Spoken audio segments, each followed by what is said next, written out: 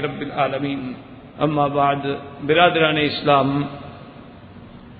واجب الاحترام بزرگوں، دوستوں، بھائیوں، عزیز نوجوانوں، الحمدللہ اللہ تبارک و تعالی کی عنایت سے مناقب خلفاء راشدین رضوان اللہ علیہم اجمعین کے ضمن میں جو دروس جاری ہیں، اس میں قدر استطاعت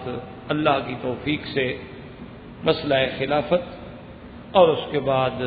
مناقب سیدنا ابی بکر خلیفۃ رسول اللہ صلی اللہ علیہ وسلم بلا فصل بالتحقیق رضی اللہ تعالی عنہ کا بیان ہوا۔ آج کے درس میں ہم ان باتوں پہ انشاءاللہ ذکر کریں گے اور کوشش کریں گے۔ ان کو کہا جاتا ہے متاعن، متاعن جمع ہے تعن کی، یعنی جو سیدنا ابو بکر رضی اللہ تعالی عنہ کی شان میں اعداء اسلام نے، اعداء دین نے جو اعتراض کیے ہیں، جو طعن کیے ہیں، جو الزامات لگائے ہیں، تاکہ وہ بھی سامنے آ جائیں اور اللہ تبارک و تعالی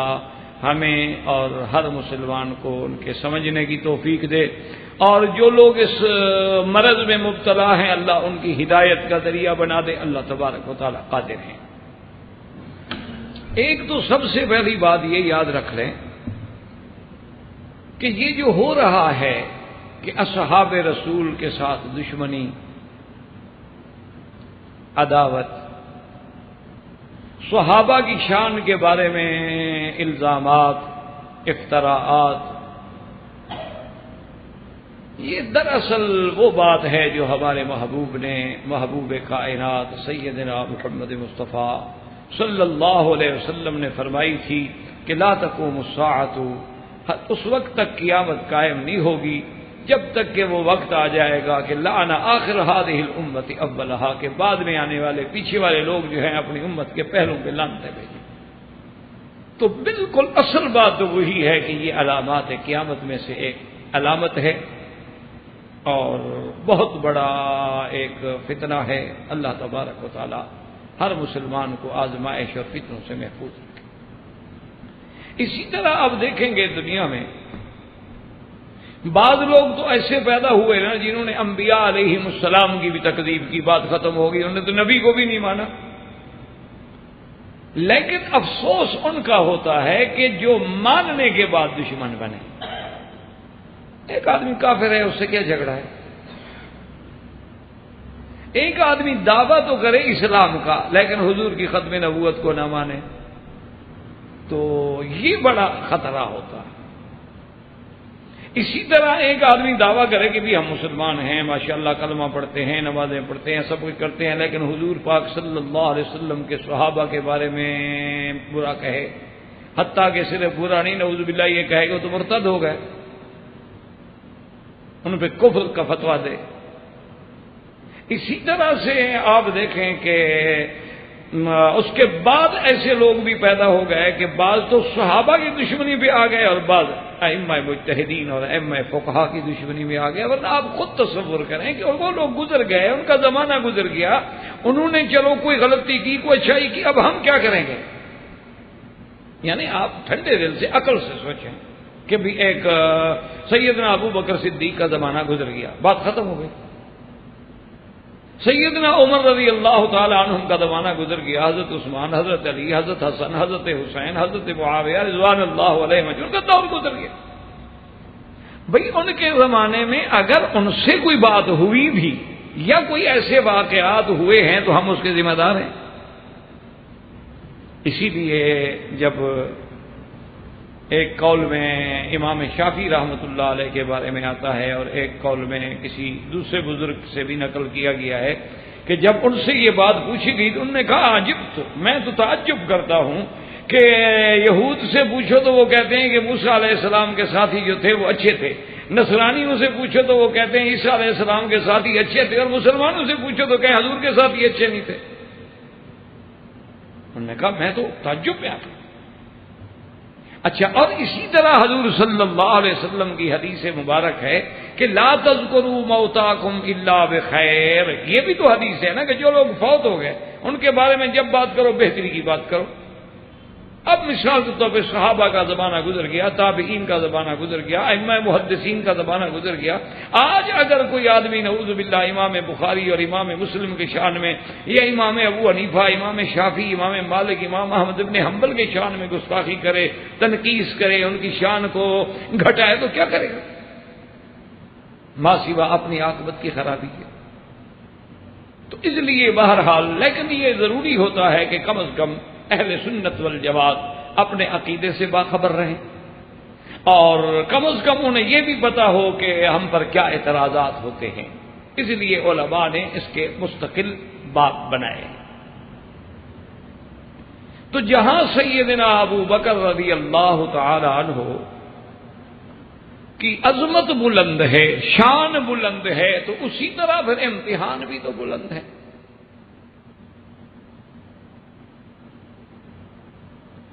تو سیدنا ابو بکر رضی اللہ تعالی عنہ پر ایک اعداء اسلام نے جو اعتراض کیا ہے، ان کا ایک اعتراض یہ ہے کہ سیدنا ابو بکر رضی اللہ تعالی عنہ نے خالد بن الولید رضی اللہ تعالی عنہ کو امیر بنا کے ایک لشکر بھیجا. حضرت خالد بن الولید رضی اللہ تعالی عنہ نے فوج لے کے گئے اور اس قبیلے پہ چڑھائی کی. ان کا سردار جو تھا اس کا نام مالک ابن نویرہ تھا. تو حضرت خالد بن الولید نے مالک ابن نویرہ کو قتل کیا. مالک ابن نویرہ کی بیوی جو ہے وہ بہت حسین، خوبصورت اور بڑی جمال والی عورت تھی. اس کو حضرت خالد نے اپنے نکاح میں لے آئے اور اسی رات، جس رات فتح کیا اسی رات اپنے گھر میں لے گئے. پھر جب حضرت خالد بن الولید رضی اللہ تعالی عنہ واپس آئے تو حضرت ابو بکر صدیق رضی اللہ تعالی عنہ نے نہ تو ان سے مالک ابن نویرہ کے قتل کرنے کا قصاص لیا، نہ اس نے جو زیادتی کی کہ بھئی اگر اس کی بیوی ہے تو جب اس کا خاوند مر گیا ہے تو 4 مہینے 10 دن عدت گزارے گی، عدت کے بغیر تم نے گھر میں کیسے رکھ لی؟ چلو اگر مان لیں کافر کی بیوی تھی پھر بھی تو ایک حیض کرے، استبراء ہو، ایک حیض گزرے تو پہلے مسلمان کے لیے حلال ہوگی. تو پہلی رات کیسے حلال ہو گئی خالد بن ولید کے لیے؟ تو انہوں نے حضرت خالد پہ نہ تو قتل کا قصاص کیا، نہ زنا کی حد لگائی، اور کوئی بھی آپ نے اس کو کچھ نہ کہا. تو حضرت ابو بکر رضی اللہ تعالیٰ عنہ کا نعوذ باللہ کتنا بڑا جرم ہے کہ ان کا بھیجا ہوا امیر ایک آدمی کو قتل کر دیتا ہے، اس کی بیوی کے ساتھ نعوذ باللہ زنا کرتا ہے، اور حضرت ابو بکر خاموش. اور اسی طرح وہ اسی بات کو ایک اور چھوٹی سی روایت بھی پیش کرتے ہیں کہ حضرت عمر نے بھی آ کے جھگڑا کیا رضی اللہ تعالی عنہ نے کہ بھئی حضرت ابو بکر سے کہ یہ آپ کیا کر رہے ہیں خلیفہ رسول اللہ، اس نے اتنا بڑا کام کیا، اس کو آپ کوئی سزا بھی نہیں دے رہے. سزا تو بڑی بات ہے، کسی عہدے سے بھی نہیں معزول کر رہے، وہ اسی طرح امیر ہے. تو یہ الزام طعن ہے جو سیدنا ابو بکر رضی اللہ تعالی عنہ کے خلاف کتب تواریخ سے، روایات سے، سیر سے، ادھر سے ادھر سے اکٹھا کر کے لگایا گیا. اب پہلی بات تو یہ سمجھیں کہ بڑے سے بڑا جرم، چلو مثلاً کسی کی آدمی کو قتل تو خالد نے کیا نا، حضرت ابو بکر نے تو نہیں کیا. اور اس کے بعد اگر اس کی بیوی کو گھر میں رکھا تو حضرت خالد نے رکھا، تو ابو بکر نے تو نہیں رکھا. زیادہ سے زیادہ سیدنا ابو بکر پر ہم ان روایات کو تسلیم بھی کر لیں تو یہی الزام آئے گا کہ آپ نے حضرت خالد سے قصاص کیوں نہیں لیا، حضرت خالد بن الولید پر سزا کیوں نہیں جاری کی. تو اگر کسی قتل کے قصاص نہ لینے سے خلافت میں کوئی شبہ ہو سکتا ہے تو حضرت علی نے تو حضرت عثمان کے قاتلوں سے قصاص نہیں لیا. کہاں مالک ابن نویرہ اور کہاں حضرت عثمان خلیفہ راشد. اور اسی بنا پر تو وہ ساری جنگ ہوئی جو بی بی عائشہ اور حضرت علی کے درمیان میں ہوئی ہے، اس کی سبب تو یہی قصاص عثمان ہے رضوان اللہ تعالی علیہم اجمعین۔ اللہ سب سے راضی ہے، ہمارا ایمان ہے۔ صحابہ میں بھی اختلاف ہو سکتے ہیں، مشاجرات ہو سکتے ہیں، لیکن کلن علی الحق والہدی رضی اللہ تعالی عنہم وارضا۔ لیکن حضرت علی رضی اللہ تعالی عنہ نے بھی تو قصاص نہیں لیا۔ اگر قصاص نہ لینے سے حضرت علی رضی اللہ تعالی عنہ کی خلافت کو کوئی نقصان نہیں پہنچتا تو حضرت صدیق کی خلافت کو کیسے نقصان ہو گیا؟ تو اس لیے اگر اس میں آپ کے پاس کوئی جواب ہے تو وہی جواب ہمارا بھی قبول فرما لیں۔ نمبر 1۔ اب نمبر 2، اب بات سنیں کہ اس میں حضرت ابو بکر رضی اللہ تعالیٰ عنہ اور حضرت خالد بن الولید رضی اللہ تعالیٰ عنہ کسی کا قصور ہی نہیں ہے کہ حضرت خالد بن الولید نے جب اس پہ چڑھائی کی ہے تو وجہ کیا تھی کہ رپورٹ ملی تھی باقاعدہ کہ مالک ابن نویرہ نے جس دن حضور پاک کی وفات ہوئی ہے اس دن اس نے اپنے گھر میں خوشیاں منائی ہیں اور اس کی عورتوں نے مہندیاں لگائی ہیں اور گانے گائے ہیں اور پورے محلے میں انہوں نے جناب مٹھائیاں تقسیم کی کہ چلو اچھا ہوا کہ حضور فوت ہو گئے۔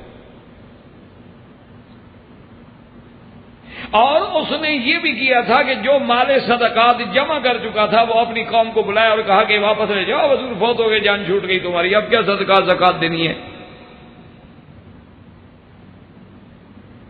تو اب آپ بات کو سمجھیں اور بات کو سمجھنے کی کوشش کریں۔ یہ جب اطلاع ملی تھی تو لوگوں کو اور حضرت صدیق کو اطلاعات سے پتہ لگا کہ جو بندہ حضور کی وفات پہ خوشیاں منا سکتا ہے اس کا معنی تو یہ ہے کہ مرتد ہو گیا ہے وہ۔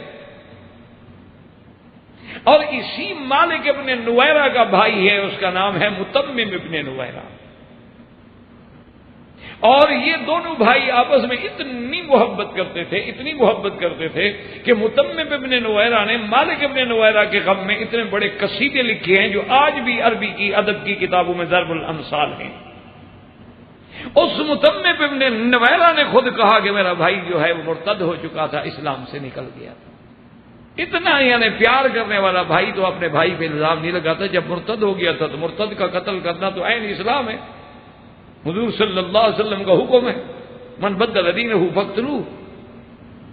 تو اس لیے حضرت خالد بن ولید نے اگر اسے قتل کیا ہے وہ تو بالکل فرمان رسول میں کیا ہے۔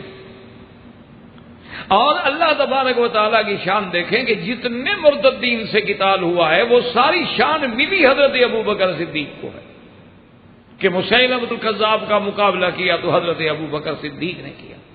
مانعین زکات ہو کر جو مرتد ہوئے ان کا مقابلہ کیا تو حضرت صدیق نے کیا، مالک ابن نویرہ جب مرتد ہو گیا اس کے ارتداد کا مقابلہ کیا تو حضرت ابو بکر صدیق رضی اللہ تعالی نے کیا۔ باقی رہ گئی زیادہ سے زیادہ بات کہ مالک ابن نویرہ کی بیوی کو حضرت خالد نے گھر میں رکھا ہے تو وہ بھی متمم ابن نویرہ اس کا بھائی خود کہتا ہے کہ اس عورت کو مدت ہوئی وہ چھوڑ چکا تھا لیکن سردار ہونے کی وجہ سے اپنے گھر سے نکلنے نہیں دیتا تھا۔ جیسے بڑے بڑے سرداروں کی عادت ہوتی ہے نا کہ عورت کو طلاق بھی دیتے ہیں کہ رہے گی ہمارے کنٹرول میں، نہ آئیں گے نہ ملیں گے نہ دیکھیں گے، چھوڑ دیا جی ہم نے، لیکن جی کسی اور سے کہتے شادی کر لیں تو میری سردار کی توہین ہے، نواب کی توہین ہے، رہے گی محل میں باہر نہیں نکل سکتی۔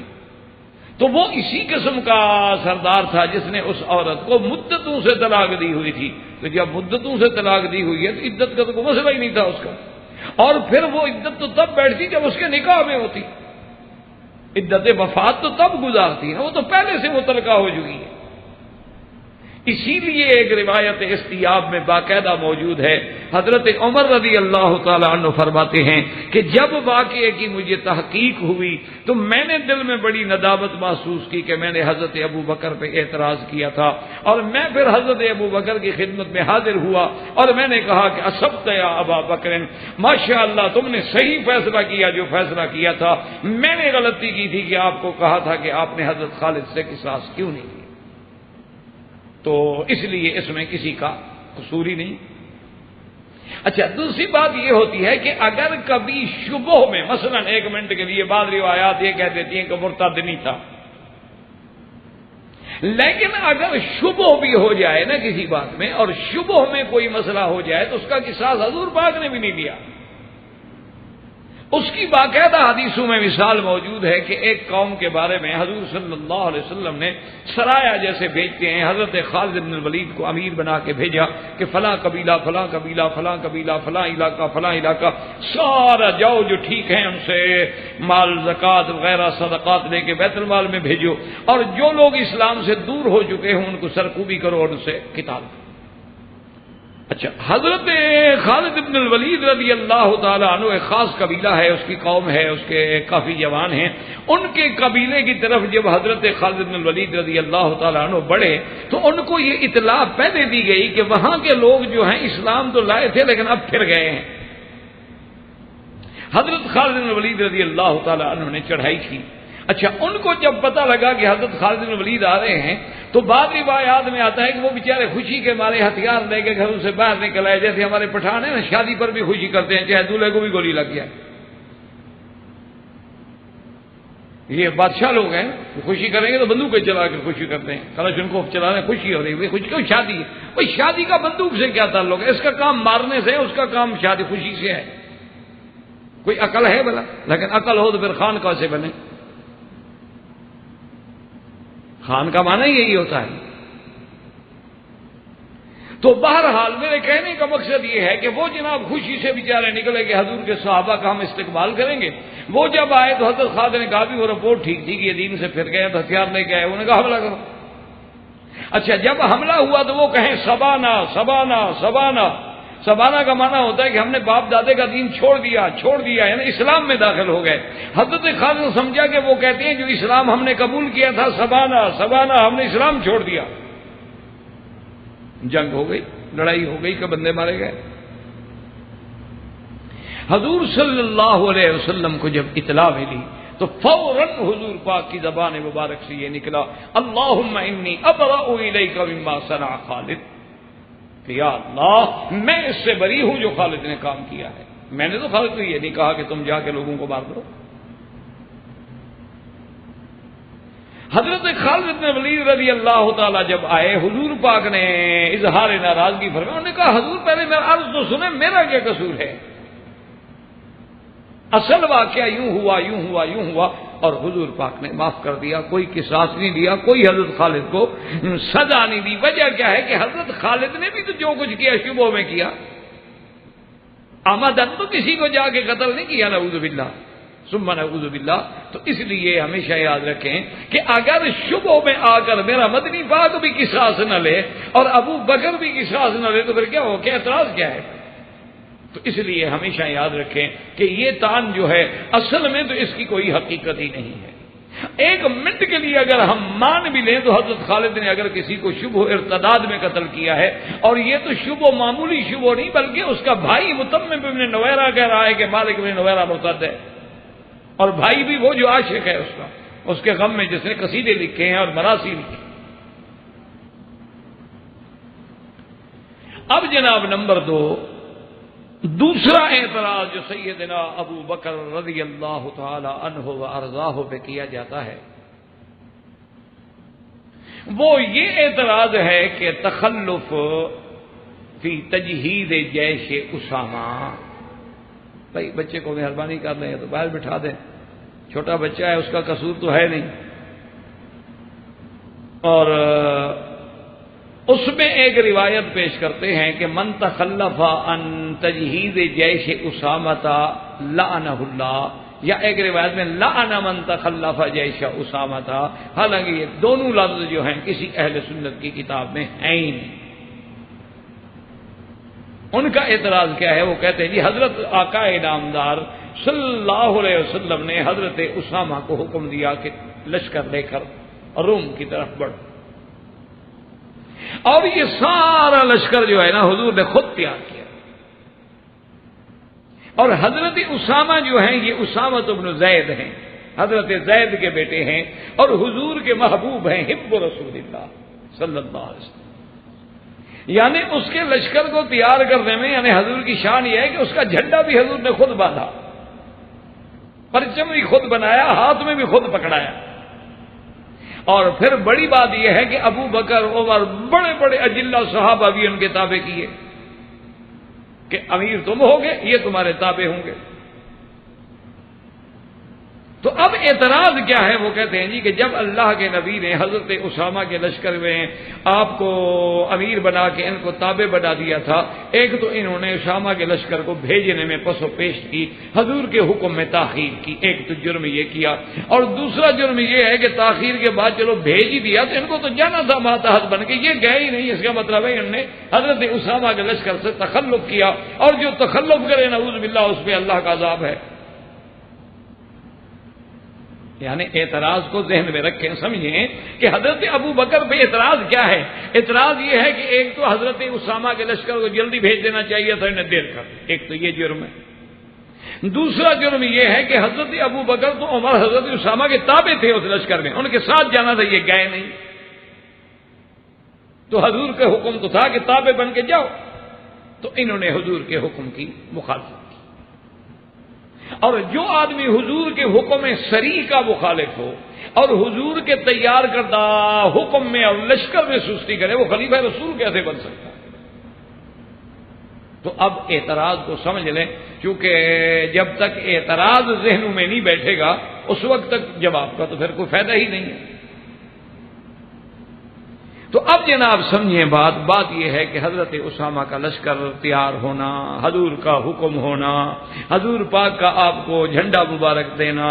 حضور صلی اللہ علیہ وسلم کا روانہ فرمانا، اس میں بڑے بڑے صحابہ حضرت ابو بکر عمر کو بھی ساتھ بھیجنا اور اس کا ماتحت بنا کے بھیجنا بالکل حق ہے، اس میں کوئی شبہ نہیں۔ اصل بات کیا ہوئی کہ جب حضرت اسامہ رضی اللہ تعالی عنہ لشکر لے کر چلے تو بالکل مدینہ منورہ سے تھوڑے کچھ فاصلے پر ایک مقام ہے جرف، جب وہاں پہنچے تو ان کی بیوی نے پیغام بھیجا، اور بعض روایات میں آتا ہے کہ کسی ان کی اور عزیزہ رشتہ دار بڑی بزرگ بیوی نے پیغام بھیجا کہ ثقل رسول اللہ، حضور صلی اللہ علیہ وسلم مریض ہو گئے، بیمار ہو گئے، جلدی نہ کرو جانے میں، روک لو قافلہ۔ حضرت ابو بکر عمر کیوں پیچھے رہ گئے کہ حضور بیمار ہو گئے؟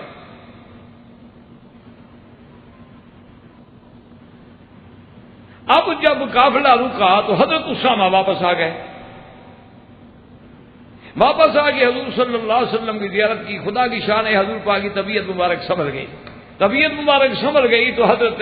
اسامہ رضی اللہ تعالی عنہ نے پھر تیاری کی جانے کے لیے۔ ابھی وہ اپنی فوج میں پہنچے کہ اطلاع آ گئی کہ حضور پاک کی طبیعت جو ہے، ایک روایت میں ہے کہ یہ اطلاع پہنچی کہ کان فی نزع، حضور کی تو اب بالکل یعنی سکرات کا وقت ہے صلی اللہ علیہ وسلم۔ تو اب حضرت اسامہ پھر واپس آئے۔ اب آپ خود اندازہ لگائیں کہ حضور صلی اللہ علیہ وسلم کی بیماری ہو،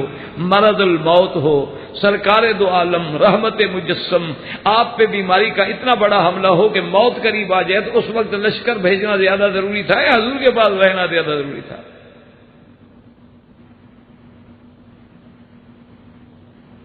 یعنی آپ خود سوچیں،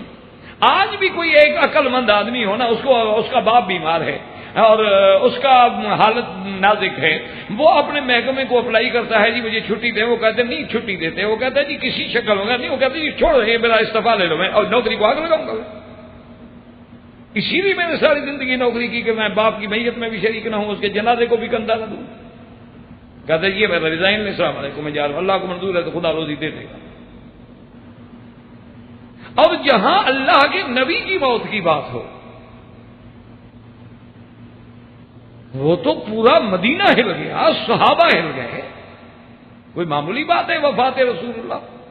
صلی اللہ علیہ وسلم؟ اس لیے صحابہ کہتے ہیں جس دن حضور مدینے میں آئے ہیں اس جیسا روشن دن ہم نے نہیں دیکھا، اور جس دن حضور کی وفات ہوئی ہے اس دن سے اندھیرے والا دن ہم نے نہیں دیکھا۔ ان کے لیے تو اندھیرا ہو۔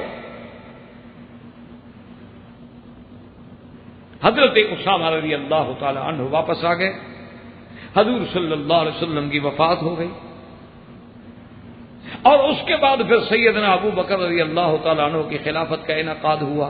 خلیفہ بنا دیے گئے۔ تو حضرت ابو بکر رضی اللہ تعالیٰ نے وہی پرچم جو حضور نے تیار کیا تھا لا کے اسامہ کے گھر، حضرت اسامہ کے گھر کے دروازے پہ رکھا، وہی جھنڈا لگا دیا اور کہا کہ اسامہ تیار ہو جائے۔ اب جب حضرت اسامہ نے تیاری کی تو حضرت عمر اور حضرت علی رضوان اللہ علیہم اجمعین جیسے لوگ آ گئے حضرت ابو بکر کے پاس، نے کہا کہ حضرت کیا کر رہے ہو؟ جیش اسامہ آپ بھیج رہے ہیں اور حضور کی وفات ہو گئی ہے، کوئی زکوٰۃ کا انکار کر رہا ہے، کوئی کچھ کر رہا ہے، ارتداد کا زور ہو رہا ہے، اور باہر سے جو آراب ہیں ان کے بگڑنے کا تو ایک منٹ بھی نہیں لگتا ہے۔ ایسا نہ ہو کہ ہم باہر فوجیں بھیجیں، مدینہ منورہ پہ دشمن حملہ کر دیں اور آراب حملہ کر دیں اور داخلی انتشار پہ ہم قابو نہ پا سکیں۔ ابھی تو استحکام مدینہ کی ضرورت ہے، داخلی امن و امان کی ضرورت ہے، مہربانی کر کے لشکر کو روک دیں۔ پتا ہے کہ اس وقت حضرت ابو بکر پہ اعتراض کرتے ہیں، انہوں نے فرمایا کہ صحابہ کیا کہہ رہے ہو، خدا کی قسم ہے میں اس بات پر تو راضی ہوں کہ مدینے کا امن اتنا بگڑ جائے خدا نہ خواستہ کہ جنگل کے بھیڑیے آ کر ابو بکر کی ٹانگیں کاٹ لیں، میں وہ تو برداشت کر سکتا ہوں، لیکن جس پرچم کو محمد مدنی نے اونچا کیا ہے میں ان کو نیچے نہیں کر سکتا، لشکر کو نہیں روک سکتا۔ تو حضرت صدیق نے تو روکا نہیں، آپ نے تو سارے صحابہ کے روکنے کے باوجود وہ لشکر بھیجا اور پھر اس مقام تک خود تشریف لے گئے جہاں حضرت اسامہ موجود ہیں، وہاں اپنے ہاتھوں سے حضرت اسامہ کو سوار کیا اور بالکل وہی دعا دی جو حضور نے دعا دی تھی، الا برکت اللہ قاتل الکفرۃ الاعلاء کلمۃ اللہ وامضی فی امان اللہ، اللہ کی امان میں ہو، اللہ تم پر برکتیں نازل کرے، اللہ کے دین کو بلند کرنے کے لیے جہاد کرو۔ حضرت کو روانہ کیا، واپس آ گئے۔ اب بات یاد رکھیں کہ ایک آدمی مثلا پہلے ڈاکٹر ہے، اب اسی ہسپتال میں اس کو مدیر بنا کے لگا دیا جائے تو حالت تو بدل جائے گی، پہلا حکم کیسے رہے گا؟ حضرت ابو بکر اور عمر نے اس وقت جانا تھا جب وہ خلیفہ نہیں بنے تھے، اب تو وہ رعیت میں نہیں رہے، اب تو وہ خود خلیفۃ المسلمین بن گئے۔ ان کے تخلف کا کیا معنی کہ ان پر اعتراض کیا جائے؟ تو یہ اعتراض تو ایسے ہے نعوذ باللہ، یعنی جس کا سر پیر بھی نہیں ہے، لیکن لوگوں کے دماغوں میں ڈالنے کے لیے۔ دیکھو جی یہاں بھی تو حضرت ابو بکر نے مخالفت کی، اللہ کے نبی نے کہا تھا جاؤ، ابو بکر نہیں گئے، جب حکم دیا تھا جاؤ اس وقت ابو بکر ایک رعایا کا فرد تھا، اور جب نہیں گئے تو حضور نے مصلی پہ کھڑا کر دیا اپنا نائب بنا کے، پھر حضور صلی اللہ علیہ وسلم کے خلیفہ بن گئے۔ اب وہ تو خود بھیجنے والے ہیں، خود کیسے جائیں؟ تو اس لیے اس اعتراض کی یا اس طعن کی بھی حقیقت میں کوئی حقیقت نہیں ہے، محض ادھر ادھر سے باتیں اکٹھی کر کے بھانمتی نے کنبا جوڑا والی بات ہوتا ہے کہ کچھ جو ہے نا کہ روڑا اکٹھا کیا، کوئی کہاں کا روڑا کہیں کا روڑا، بھانمتی نے کنبا جوڑا۔ اعتراض جو کرنا ہے حضرت صدیق پہ ایک بات لے آئے، ورنہ اس کی نہ حقیقت ہے اور نہ قابل اعتراض۔ نمبر 2 اور نمبر 3 وہ یہ کہتے ہیں جی اللہ تبارک و تعالیٰ معاف فرمائے، وہ کہتے ہیں جناب ایک تو یہ بھی اعتراض ہے کہ حضور نے اپنی زندگی میں حضرت ابو بکر کو کسی چیز کی عمارت ہی نہیں دی، کسی چیز پہ حاکم ہی نہیں بنایا، کسی چیز پہ والی ہی نہیں بنایا، تو جب حضور نے اپنی زندگی میں اس قابل نہیں سمجھا تو حضور کے بعد کیسے حضور کے خلیفہ بن گئے؟ احباب کرام، اس کے بعد اب آپ اس مبارک سلسلے کی CD نمبر 12 سماعت فرمائیں۔ تو یہ بھی طعن ہے میرے آقا سیدنا ابو بکر رضی اللہ تعالی عنہ کے خلاف کہ بھی آپ کو حضور پاک نے اپنی زندگی میں کہیں امیر بنا کے نہیں بھیجا، کہیں آپ کی ولایت نہیں بنائی، کہیں آپ کو کسی سریے کا سردار نہیں بنایا، کوئی امور جو ہیں دین کے آپ کو تفویض نہیں فرمائے، تو وہ یکدم وفات رسول کے بعد اتنا بڑا مقام کہ حضور کے خلیفہ بن جائے۔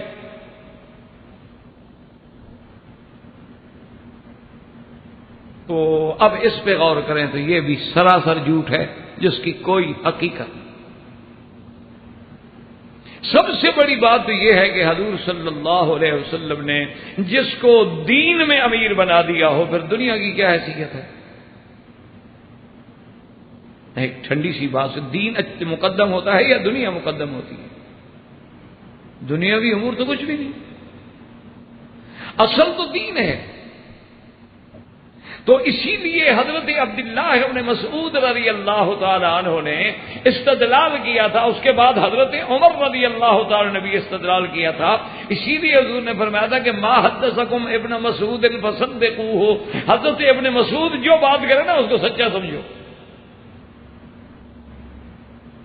حضرت عبداللہ ابن مسعود اتنا بڑا آدمی ہے کہ حضور نے فرمایا کہ جو وہ بات کرے اس کو سچا سمجھا کرو. تو محدثین نے یہی وہ نقطہ لکھا ہے کہ اصل اشارہ تھا خلافت ابی بکر کے پاس، کیونکہ اسی حدیث میں پہلا جو لفظ ہے وہ ہے کہ اقتدوا بالذین من بعد ابی بکر وعمر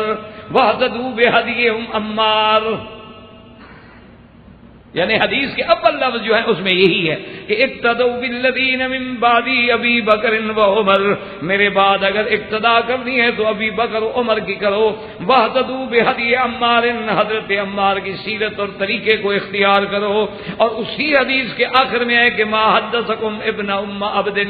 ابن ام عبد سے مراد حضرت عبداللہ ابن مسعود رضی اللہ تعالیٰ عنہ فصدقوہ، اور جو بات عبداللہ ابن مسعود کریں حضرت عبداللہ ابن مسعود رضی اللہ تعالی عنہ کی بات کو سچا سمجھو، کیونکہ حضرت عبداللہ ابن مسعود نے یہی استدلال کیا تھا کہ من اختارہ رسول اللہ اماما لدیننا، اور ایک لفظ ہے من رضیہ لدیننا فاذن کیف لا نرضى فی دنیانا، جس کو اللہ کے نبی نے ہمارے دین کے لیے چن لیا، اپنے مصلی پہ کھڑا کر کے امام بنا دیا ہو، اس کو ہم اپنی دنیا کے معاملے میں امام کیسے نہ بنائیں. تو اللہ کے نبی نے پہلے اشارہ کر دیا تھا کہ جو عبداللہ ابن مسعود کہے اس کی بات کو سچا مان. تو اس سے بڑی بات کوئی ہے کہ اپنے مصلی پہ حضور کھڑا کر دیں.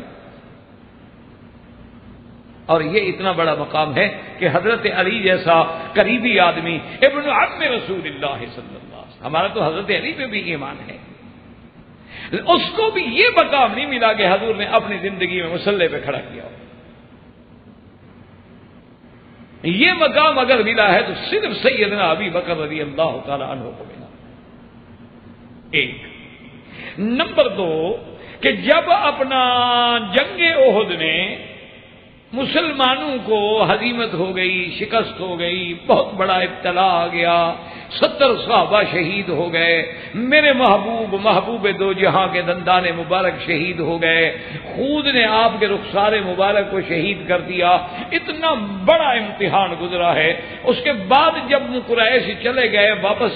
واپس راستے میں پہنچے تو ایک مقام پہ جا کے انہوں نے پڑاؤ ڈالا، ذرا سانس لینے کے لیے بھی قافلہ تھکا ہوا ہے اور جنگ جیت کے بڑی خوشی میں جا رہے ہیں. تو وہاں جب قافلہ روکا تو رات کو غور کیا، ابو سفیان قیادت کر رہا ہے. انہوں نے کہا کہ ہم نے کیا کیا؟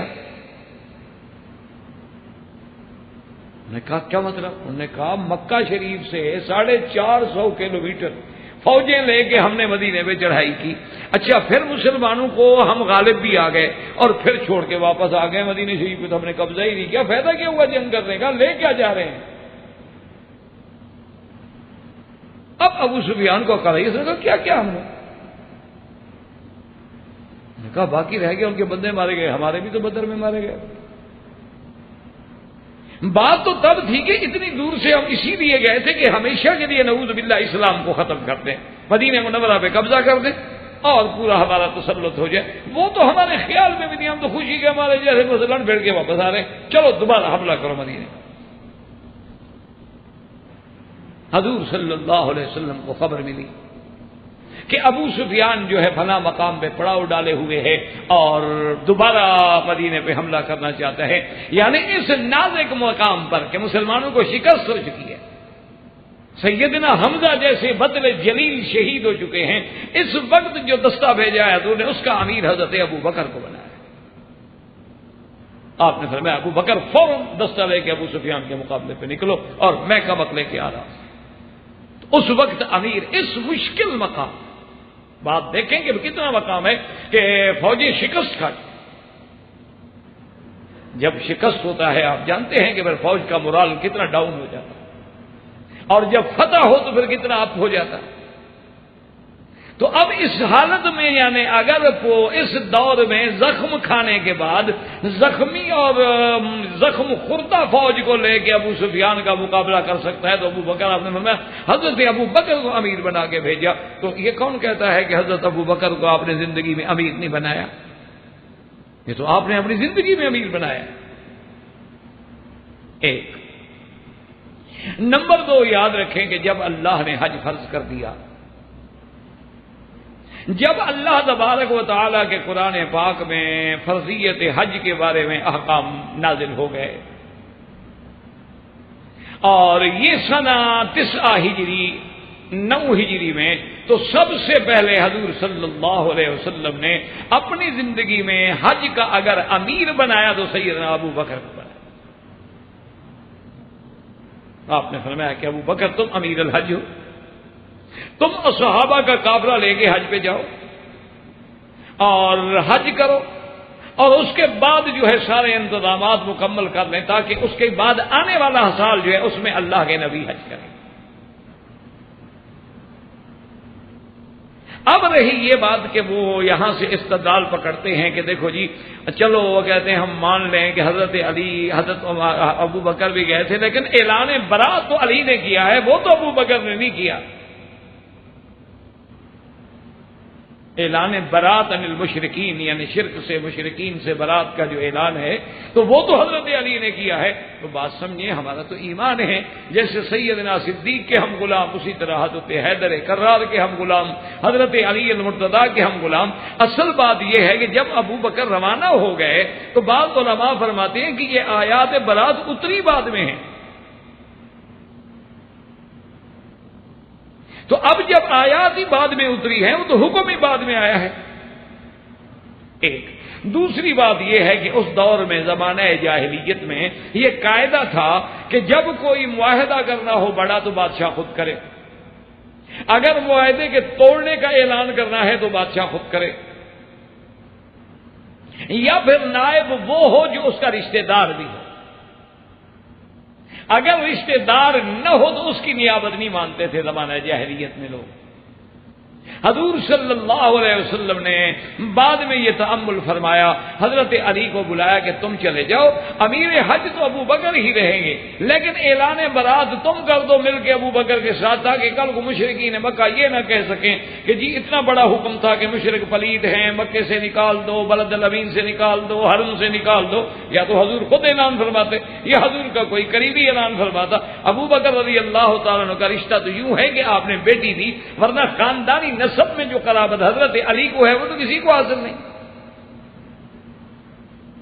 تو اب جناب وہ آیات برات کا حکم لے کر حضرت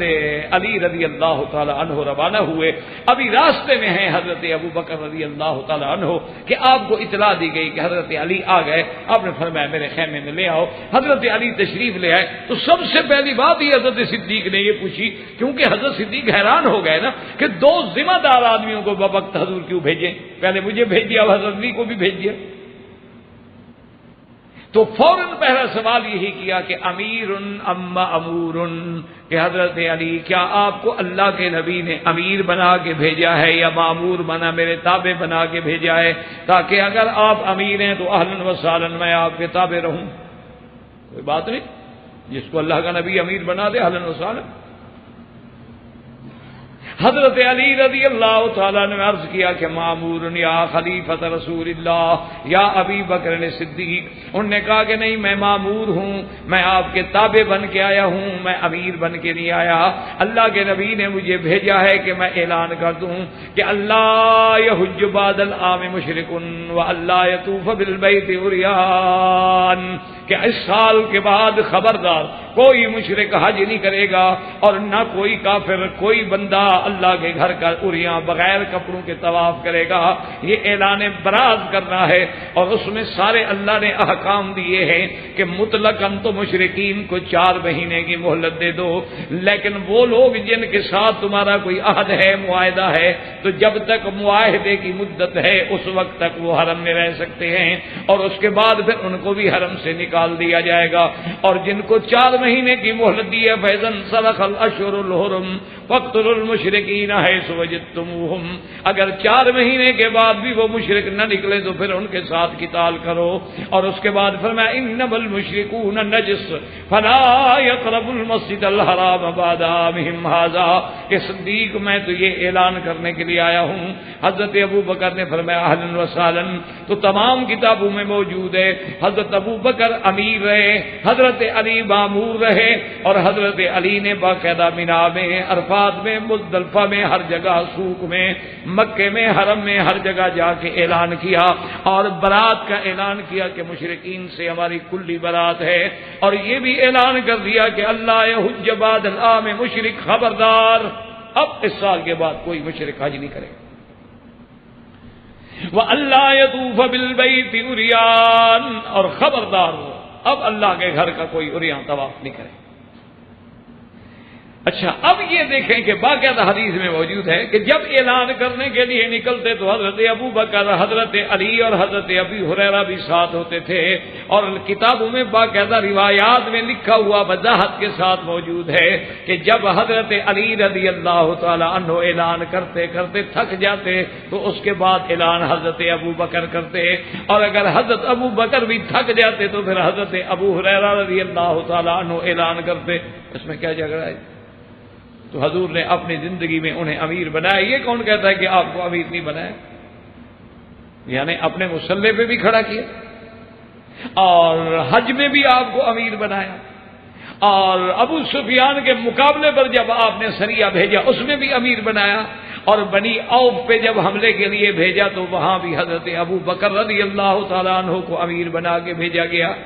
تو یہ اعتراض کرنا کہ حضور نے ان کو اپنی زندگی میں امیر نہیں بنایا، یہ تو بالکل ایک ایسا اعتراض ہے کہ جس کی کوئی حقیقت نہیں ہے، بلکہ یہ تو دنیا کی کسی انصاف پسند کتابوں میں دیکھ لے، یعنی سیرت صدیق میں تو ہر جگہ ہے کہ حضور صلی اللہ علیہ وسلم نے ایک مقام پہ نہیں بلکہ کئی مقام پہ امیر بنایا۔ یہ نہیں کہ آپ نے امیر نہیں بنایا، آپ تو بالکل کئی مقام پہ امیر بنا دیا۔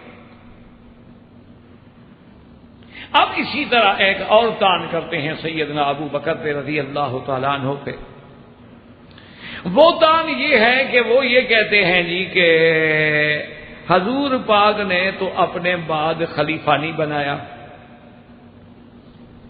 یعنی حضور پاک نے اپنے خلیفے کے بارے میں حکم نہیں دیا، لیکن حضرت ابو بکر نے حضرت عمر کا نام لے کے خلیفہ بنا دیا تو حضور کی مخالفت کی۔ تو حضور صلی اللہ علیہ وسلم کے حکم کو توڑ دیا کہ رسول اللہ صلی اللہ علیہ وسلم، حضور پاک نے تو اپنا خلیفہ معین نہیں فرمایا کہ میرے بعد ابو بکر خلیفہ ہوں گے، لیکن حضرت ابو بکر نے حضرت عمر کو کیسے خلیفہ بنا دیا؟ اس کا معنی یہ ہے کہ حضور پاک صلی اللہ علیہ وسلم کے حکم کی مخالفت کی۔ ایک دوسری بات وہ یہ کہتے ہیں کہ حضرت عمر رضی اللہ تعالیٰ عنہ کو ایک دفعہ حضور صلی اللہ علیہ وسلم نے صدقات پہ بنا کے امیر بنا کے بھیجا تھا، اس کے بعد آپ کو معزول کر دیا، تو جس کو اللہ کے نبی نے ایک چھوٹے عہدے سے معزول کر دیا ہو اس کو ابو بکر نے پوری امت کے لیے خلیفہ بنا کے بٹھا دیا۔ تو یہ بھی ان پہ اعتراض ہے جو سیدنا ابو بکر رضی اللہ تعالی عنہ کی شان میں کیا جاتا ہے۔ اچھا، اب پہلی بات تو یہ سمجھو، ان سے پوچھو بھی نہ تم حضرت عمر کو مانتے ہو نہ حضرت ابو بکر کو، تمہارا کیا جھگڑا؟ تمہارا کیا جھگڑا ہے؟ تم تو دونوں کو نہیں مانتے ہو، تمہارے لیے تو بات ختم ہو گئی۔ تم کیوں اعتراض کر رہے ہو کہ آپ نے حضرت عمر کو خلیفہ بنایا؟ کیوں بنایا؟ تم تو دونوں کو نہیں مانتے۔ اور دوسری بات یہ ہے کہ کیا حضور صلی اللہ علیہ وسلم نے اگر حضرت ابو بکر کو یہ خلیفہ نہیں بنایا تو کیا یہ بھی حکم دیا کہ میرے بعد کوئی کسی کو خلیفہ نہ بنائے؟ پھر حضرت ابو بکر نے مخالفت کی۔ بات کو تو سمجھو کہ حضور نے روکا بھی۔ اور تیسری بات یہ ہے کہ خلیفہ نہ بنانا، چونکہ یہ اہل سنت والجماعت کا ہے کہ ہمارے ہاں خلافت منسوخ نہیں ہوتی کہ اللہ کا قرآن ہو یا حکم رسول ہو، بلکہ شورا مسلمین پہ ہوتی ہے، لیکن اشارات میں تو اللہ کے نبی نے اتنی بات واضح کر دی تھی کہ کوئی عقل کا اندھا نہ سمجھے تو نہ سمجھے، ورنہ ابو بکر کی خلافت ویسے نظر آ رہی جیسے سورج چمکتا ہے کہ جب حضور کہتے ہیں کہ اقتدوا بالذین من بعدی ابی بکر و عمر، میرے بعد کسی اقتدا کرو ابو بکر عمر کی اقتدا کرو۔ اور ایک بی بی آگے مسئلہ پوچھی اور کہہ فین آتے کا لم تلم اجد کا یا رسول اللہ، میں آؤں اور آپ کو نہ پاؤں، پھر میں فاتح ابی بکر، ابو بکر کے پاس آؤ، میں اگر نہیں ہوں گا تو میرے بعد ابو بکر ہوگا۔ اسی طرح کتنا بڑا مسئلہ ہے کہ بنو مستلق نے اپنے صدقات بھیجنے کے لیے حضور کی خدمت میں وفد بھیجا اور کہا یا رسول اللہ صلی اللہ علیہ وسلم اب تو ہم صدقات جمع کر کے آپ کو بھیج دیتے ہیں بیت المال کے لیے، لیکن اگر ہم آئیں اور آپ کی وفات ہو جائے اور آپ کو نہ پائیں تو پھر کس کو دیں؟ آپ نے فرمایا ابو بکر کو دو۔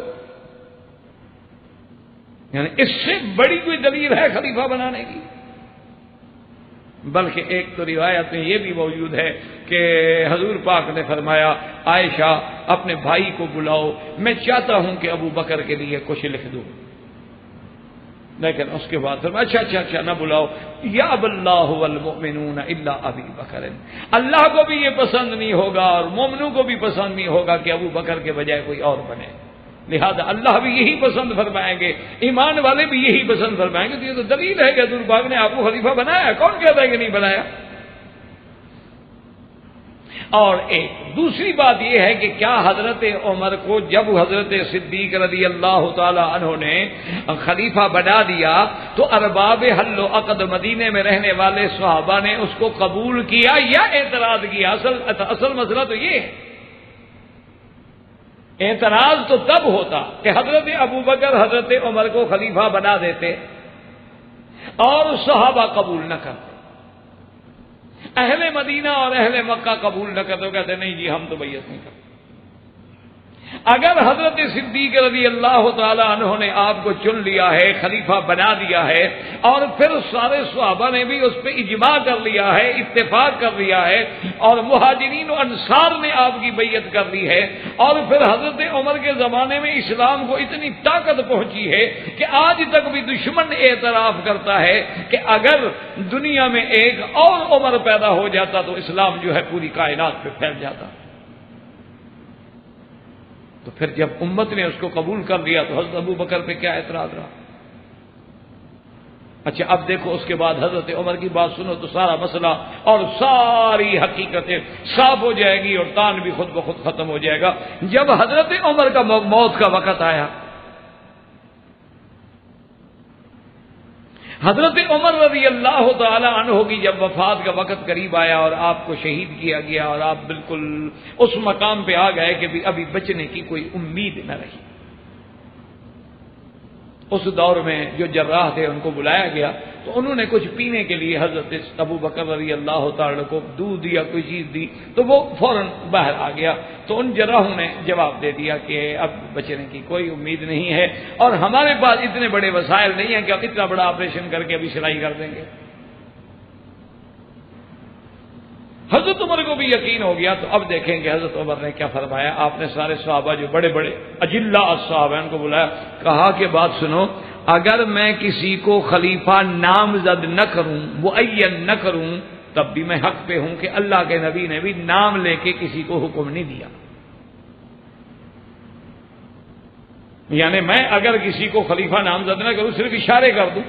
جیسے حضور پاک نے اشارات فرمائے ہیں، تو پھر بھی میری اتباع ہوگی حضور کی کہ حضور نے بھی نامزد نہیں کیا۔ اور اگر میں کسی کو خلیفہ نامزد کر دوں پھر بھی میں حق پہ ہوں کہ حضرت صدیق نے مجھے نامزد کیا تھا، تو حضرت صدیق کی سنت بھی تو حضور کی سنت ہے۔ یعنی حضرت عمر کہہ رہے ہیں کہ اگر میں کہہ دوں کہ جی فلاں کو خلیفہ بناؤ تب بھی سنت ہوگی، اس لیے کہ حضرت ابو بکر نے بھی تو مجھے نامزد کر دیا تھا،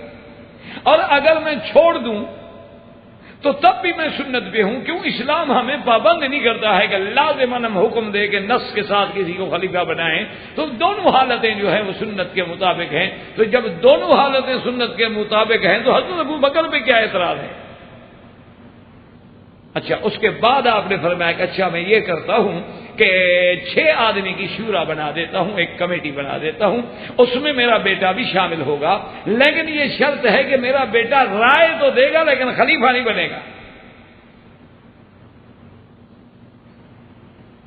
اس 6 آدمیوں کی کمیٹی نے پھر سارا انتظام سوچا، اور اللہ کی شان بھی یہی تھی اور اللہ کا فیصلہ بھی یہی تھا، اور تقدیر میں نمبر بھی اسی طرح لگے ہوئے تھے کہ عمر کے بعد عثمان نے آنا ہے، تو سب نے حضرت عثمان پہ اتفاق کر لیا۔ تو یہ اعتراض کرنا حضرت ابو بکر رضی اللہ تعالیٰ عنہ پر یہ تو عجیب اعتراض ہے، یعنی جس کی کوئی حقیقت بھی نہ ہو،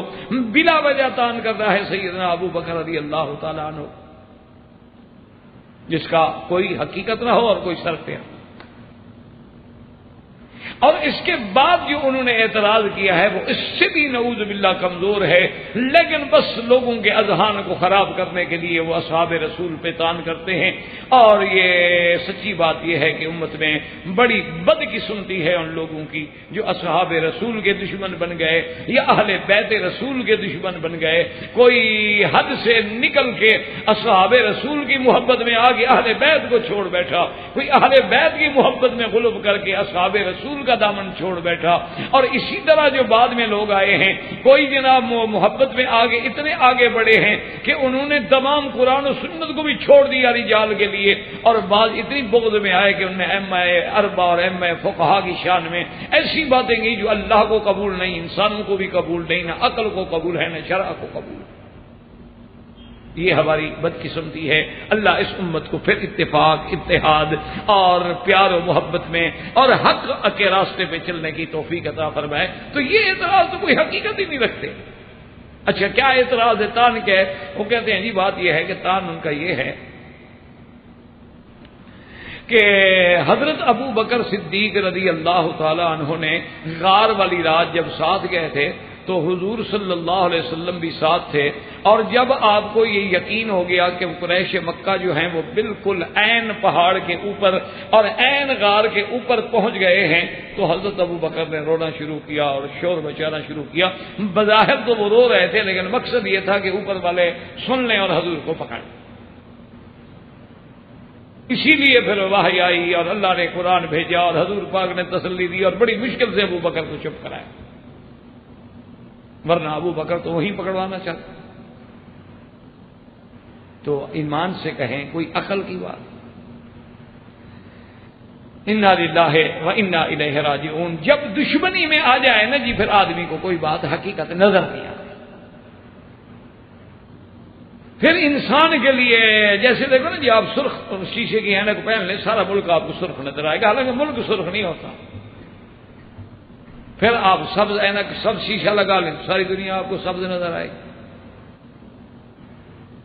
اصل بات یہ ہے کہ نعوذ باللہ جب بغض کی عینک لگ جاتی ہے بغض صحابہ کی تو پھر ایک ایک چھوٹی چھوٹی سی بات پر بھی اشارہ کریں، کیوں جب ضد ہو اس کا کیا علاج؟ اب دیکھیں نا جی تمام ائمہ ثلاثہ کے لوگ، بلکہ امام مالک رحمۃ اللہ علیہ کے قول راجح جو ہے وہ بھی ہاتھ باندھ کے نماز پڑھنے کا ہے۔ یہ ٹھیک ہے کہ حدیث مبارک میں یہ موجود ہے کہ ہاتھ سینے پہ باندھے جائیں، ہاتھ ناف پہ باندھے جائیں یا ہاتھ تحت سرہ ناف سے بھی نیچے باندھے جائیں، سب روایات موجود ہیں الحمدللہ آمنا وصدقنا علی قول رسول اللہ صلی اللہ علیہ وسلم۔ لیکن جناب یہ ہے کہ پتہ ہے اب اس پر بھی جو اعتراض کرنا تھا تو اعداء رسول اور صحابہ سے دشمنی رکھنے والے، اہل سنت والجماعت سے بغض رکھنے والے، وہ پتہ ہے کیا کہتے ہیں؟ وہ ان کے ایک مولوی کی تقریر تھی، وہ پنجابی زبان بولتا تھا۔ پنجابی آپ کے انڈیا میں پنجاب ہے، ہمارے یہاں بھی پنجاب ہے، پنجابی بولتا تھا۔ تو وہ لوگوں کو تقریر میں کہتا تھا کہ دیکھو یہ پتہ ہے اہل سنت ہاتھ کیوں باندھتے ہیں؟ وہ کہتا ہے یہ کہتے ہیں کہ سب کو جی چھڈنا پر پیٹ نہیں چھڈنا۔ یہ بھی اعتراض ہو گیا بھائی اعتراض جو کرنا ہے۔ انہوں نے کہا یہ تو یہ کہہ رہے ہیں کہ یہ ہاتھ اس لیے نہیں چھوڑتے نا، وہ اب پیٹ کیسے چھوڑیں؟ بیچارے پیٹ نہیں چھوڑ سکتے، یہ پیٹ کو پکڑے ہوئے۔ جب اعتراض میرے بھائی کرنا ہو تو ایک ہی بات کو اعتراض بنایا جا سکتا ہے، اسی بات میں حسن ہو سکتا ہے، اسی بات میں نعوذ باللہ ذم ہو سکتا ہے۔ اچھا بعض لوگوں نے اتنا بڑا الزام لگا دیا کہ اللہ معاف کرے کہ حنفی حضرات جو تحت سرہ یعنی سرہ کے نیچے جو ہاتھ باندھتے ہیں، ناف کے یعنی نیچے ہاتھ باندھتے ہیں، انہوں نے کہا اصل بات یہ تھی کہ ہارون الرشید بادشاہ نماز پڑھ رہا تھا، نماز پڑھنے میں اس کا زاربند کھل گیا تو اس بیچارے نے ہاتھ نیچے پکڑا تو امام ابو یوسف جو تھے انہوں نے اس دن سے مسئلہ بنا دیا کہ نیچے ہاتھ باندھا کرو۔ اب اس اتنی کوئی ذرا سا عقل رکھنے والا آدمی یہ بات کہہ سکتا ہے کہ حدیث رسول پہ طنز کر رہے، ابو یوسف پہ نہیں ہو رہی۔ تحت سرہ کا حکم تو حدیثوں میں موجود ہے، اور پھر یہ بھی دیکھو کہ حدیث کا یہ حکم حضور نے کب دیا اور ابو یوسف کب پیدا ہوئے۔ امام ابو یوسف رحمۃ اللہ علیہ کا سن پیدائش دیکھو، اور حضور نے جب یہ حکم دیا ہاتھ باندھنے کا، نماز سکھلائی، یہ کب کی بات ہے؟ اتنے عرصے کے بعد ایک بادشاہ کے شلوار باندھنے کے لیے امام صاحب نے مسئلہ بدل دیا۔ انا للہ و انا الیہ راجعون۔ اللہ تبارک و تعالی سے دعا ہے کہ اللہ انہیں بھی اور ہمیں بھی صراط مستقیم اور حق پہ چلنے کی توفیق عطا فرمائے، اور اللہ تو اس لیے میرے کہنے کا مقصد تھا کہ یہ الزام ایسے لگائے جاتے ہیں۔ اچھا اسی کو دیکھ لو کہ جی حضرت ابو بکر صدیق نے شور مچا دیا، رونے لگ گئے۔ کیوں رونے لگ گئے؟ وہ کہتے جی غم کوئی نہیں تھا، وہ چاہتے تھے کہ قریش جو ہیں کسی بہانے میں آواز سن لیں گے اور حضور سمجھیں گے کہ میں آپ کے غم میں رو رہا ہوں، اور دشمن جب آواز سنیں گے تو حضور کو پکڑ لیں گے۔ اچھا اب اسی اعتراض کو سامنے رکھ کے ایمان سے کہیں کہ 1400 سال گزر گئے ہیں، وہ قریش نے تو سنا نہیں جو اوپر کھڑے تھے، جو غار کے اوپر کھڑے تھے، انہوں نے تو ابو بکر کا رونا یا فریاد یا نعوذ باللہ شور نہیں سنا۔ یہ 1400 سال کے بعد ہمارے ملک والوں نے کیسے سن لیا؟ یہ تو بالکل وہی بات ہوئی کہ ایک دفعہ وائسرائے ہند جو تھے، اس وقت زمانے میں انگریز تھے، انگریز کا زمانہ تھا، اس کی حکومت تھی، تو اس نے جو گورنر بنا کے پنجاب میں صوبہ پنجاب کے لیے بھیجے گئے، تو وہ خدا کی شان ہے، اللہ کی مرضی، ایسی اتفاق ایسا ہوا کہ وہ جب لاہور میں اترے، اس زمانے میں ہوائی جہاز بہت کم ہوتے تھے، ریلوے زیادہ استعمال ہوتی تھی، ریلوے اسٹیشن پہ اترے تو وہ عین 10 محرم کا دن تھا، اور آگے جناب جلوس ہیں اور لوگ چاقو مار رہے ہیں اور مٹی ڈال رہے ہیں سر پہ، اور کالے کپڑے پہنے ہوئے ہیں اور سینے کو بھی کر رہے ہیں، اور جناب ماتم کی فضا بنی ہوئی ہے۔ اس نے جو دیکھا وہ سمجھا کہ یہ عوام مجھ سے ناراض ہیں اور کہتے ہیں کہ ہمیں یہ گورنر نہیں چاہیے، اس کو واپس بھیجو۔ اس نے وہ کھڑا ہو گیا بیچارہ، دنگ ہو گیا، انگریز اس پاگل، اس کو کیا پتا کیا بلا ہے ماتم کیا ہوتا ہے۔ وہ کھڑا ہو گیا، اس نے اپنے ADC سے کہا کہ یہ تمہارا لوگ کیا مانگتا، ہم کو نہ مانگتا۔ انہوں نے کہا جناب یہ مانگتا کا بات نہیں ہے، یہ ہمارا اپنا مسئلہ ہے۔ اس نے کہا وہ کیا مسئلہ ہے؟ اس نے کہا ان کا ہیرو ہے، بہت بڑا ہیرو، عظیم ہیرو گزرا ہے، وہ فوت ہو گئے، شہید ہو گئے، اس کے غم میں یہ ماتم کر رہے ہیں۔ اس نے کہا وہ کب شہید ہوا؟ کب؟ ابھی 2-4 روز کی بات ہے۔ انہوں نے کہا نہیں یار تم تو بالکل کودن ہو، بے وقوف، وہ حضرت حسین شہید ہوئے تھے کربلا میں، اور اس کے بعد جو ہے وہ عظیم ہیرو تھے، نواسہ رسول تھے، ان کی اتنی بڑی شان تھی، اور ان کے غم میں یہ ماتم کرتے ہیں اور اس کا ڈے مناتے ہیں۔ اس نے کہا اچھا جتنے 1200 سال پہلے جو آدمی شہید ہو گیا، یہ قوم آج ان کو آج اطلاع ملی ہے، اتنا بہت ڈیلے ہو گئی بھائی۔ اس نے کہا بے وقوف آج اطلاع نہیں ملی ہے، ان کو اطلاع بہت پہلے سے ہے، یہ ہر سال ایسا کرتے ہیں۔ تو اس نے کہا جو قوم اس قسم کی ہو نا وہ پھر کبھی ترقی نہیں کر سکتی، جو اتنے عرصے کے بعد اپنے ہیرو کو رو رہے ہیں، یہ کیا مطلب ہے؟ انہوں نے کہا یہ کیسی قوم ہے کہ ان کو اطلاع بھی مل گئی اور ہر سال یہ روتے رہتے ہیں؟ بھائی تمہارے رونے کا جو ہمیں پتہ لگ گیا ہے، تو آخر حضرت ابو بکر صدیق کے رونے کا لوگ کیسے پتہ نہیں لگا قریش کو؟ اور دوسری بات یہ ہے کہ میں قربان جاؤں اپنے رب کریم پر، رب علیم و حکیم پر، کہ کتنا میرے اللہ کا علم محیط ہے، کہ اللہ نے قرآن میں پہلے ہی فرما دیا تھا اذ یقول لصاحبہ لا تحزن ان اللہ معنا۔ اللہ نے فرما دیا میرا مدنی اپنے ساتھی سے کہہ دو کہ غم نہ کرے، لا تحزن۔ لا تحزن کا معنی ہی یہ ہے کہ انہیں حضور کا غم تھا، اپنا کوئی خوف نہیں تھا، اپنا ڈر ہی نہیں تھا، ورنہ اللہ کہتے ہیں ان کو کہو لا تخف، مت ڈرو۔ اللہ نے فرمایا لا تحزن، غم نہ کرو، اور پھر حضور کہتے ہیں اللہ ہم دونوں کے ساتھ ہے، یعنی وہ نبی کو پکڑوا رہا ہے، اللہ کہتے ہیں حضور کہتے ہیں کہ اللہ ہم دونوں کے ساتھ ہے، نعوذ باللہ اللہ کو بھی پتہ نہیں، چلو حضور کو تو علم غیب نہیں تھا، لیکن اللہ تو علام الغیوب ہے، وہ تو جانتے ہیں نا کہ ابو بکر صدیق دل سے رو رہے ہیں یا دکھانے کے لیے رو رہے ہیں، اور حضور پھر اللہ کی جو معیت نصرت ہے وہ دونوں کے ساتھ۔ اس لیے یہ اعتراض اور تان جو ہے اس کی بھی کوئی حقیقت نہیں ہے۔ تو اللہ تبارک و تعالی ہمیں صراط مستقیم پہ چلنے کی توفیق دے، اور انشاءاللہ زندگی باقی تو بات باقی، وما علینا الا البلاغ، وآخر دعوانا ان الحمد للہ رب العالمین۔ برادران اسلام، واجب الاحترام بزرگوں، دوستوں، بھائیوں، اللہ تبارک و تعالیٰ کے فضل و کرم سے خلفاء راشدین کی منقبت و عظمت اصحاب رسول کی صداقت و حقانیت، مسئلہ خلافت، اور اسی ضمن میں سب سے پہلا مقام جو اللہ نے یار غار سیدنا ابی بکر صدیق کو عطا فرمایا، اس میں مناقب سیدنا ابی بکر صدیق رضی اللہ تعالیٰ عنہ، اور اس کے بعد آخر باب میں متاعن کا ذکر کہ جو لوگ سیدنا ابی بکر رضی اللہ تعالیٰ عنہ پہ طعن کرتے ہیں یا اعتراض کرتے ہیں، تاکہ اہل سنت والجماعت کے لوگوں کے ذہن میں شکوک و شبہات پیدا کیے جائے، اور یہ ہر باطل فرقے کا کام ہی یہی ہوتا ہے دراصل۔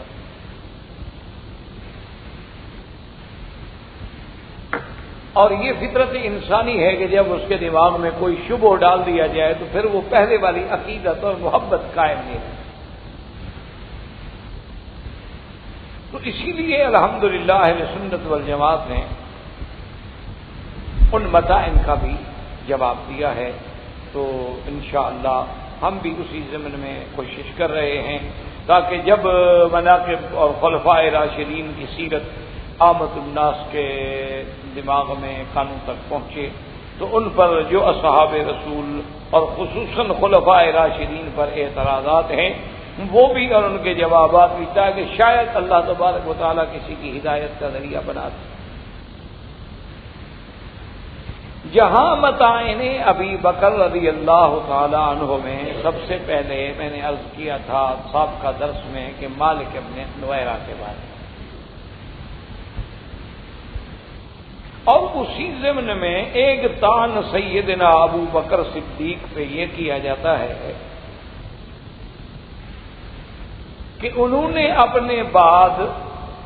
سیدنا عمر رضی اللہ تعالی عنہ کو خلیفہ نامزد کر دیا، اور باقاعدہ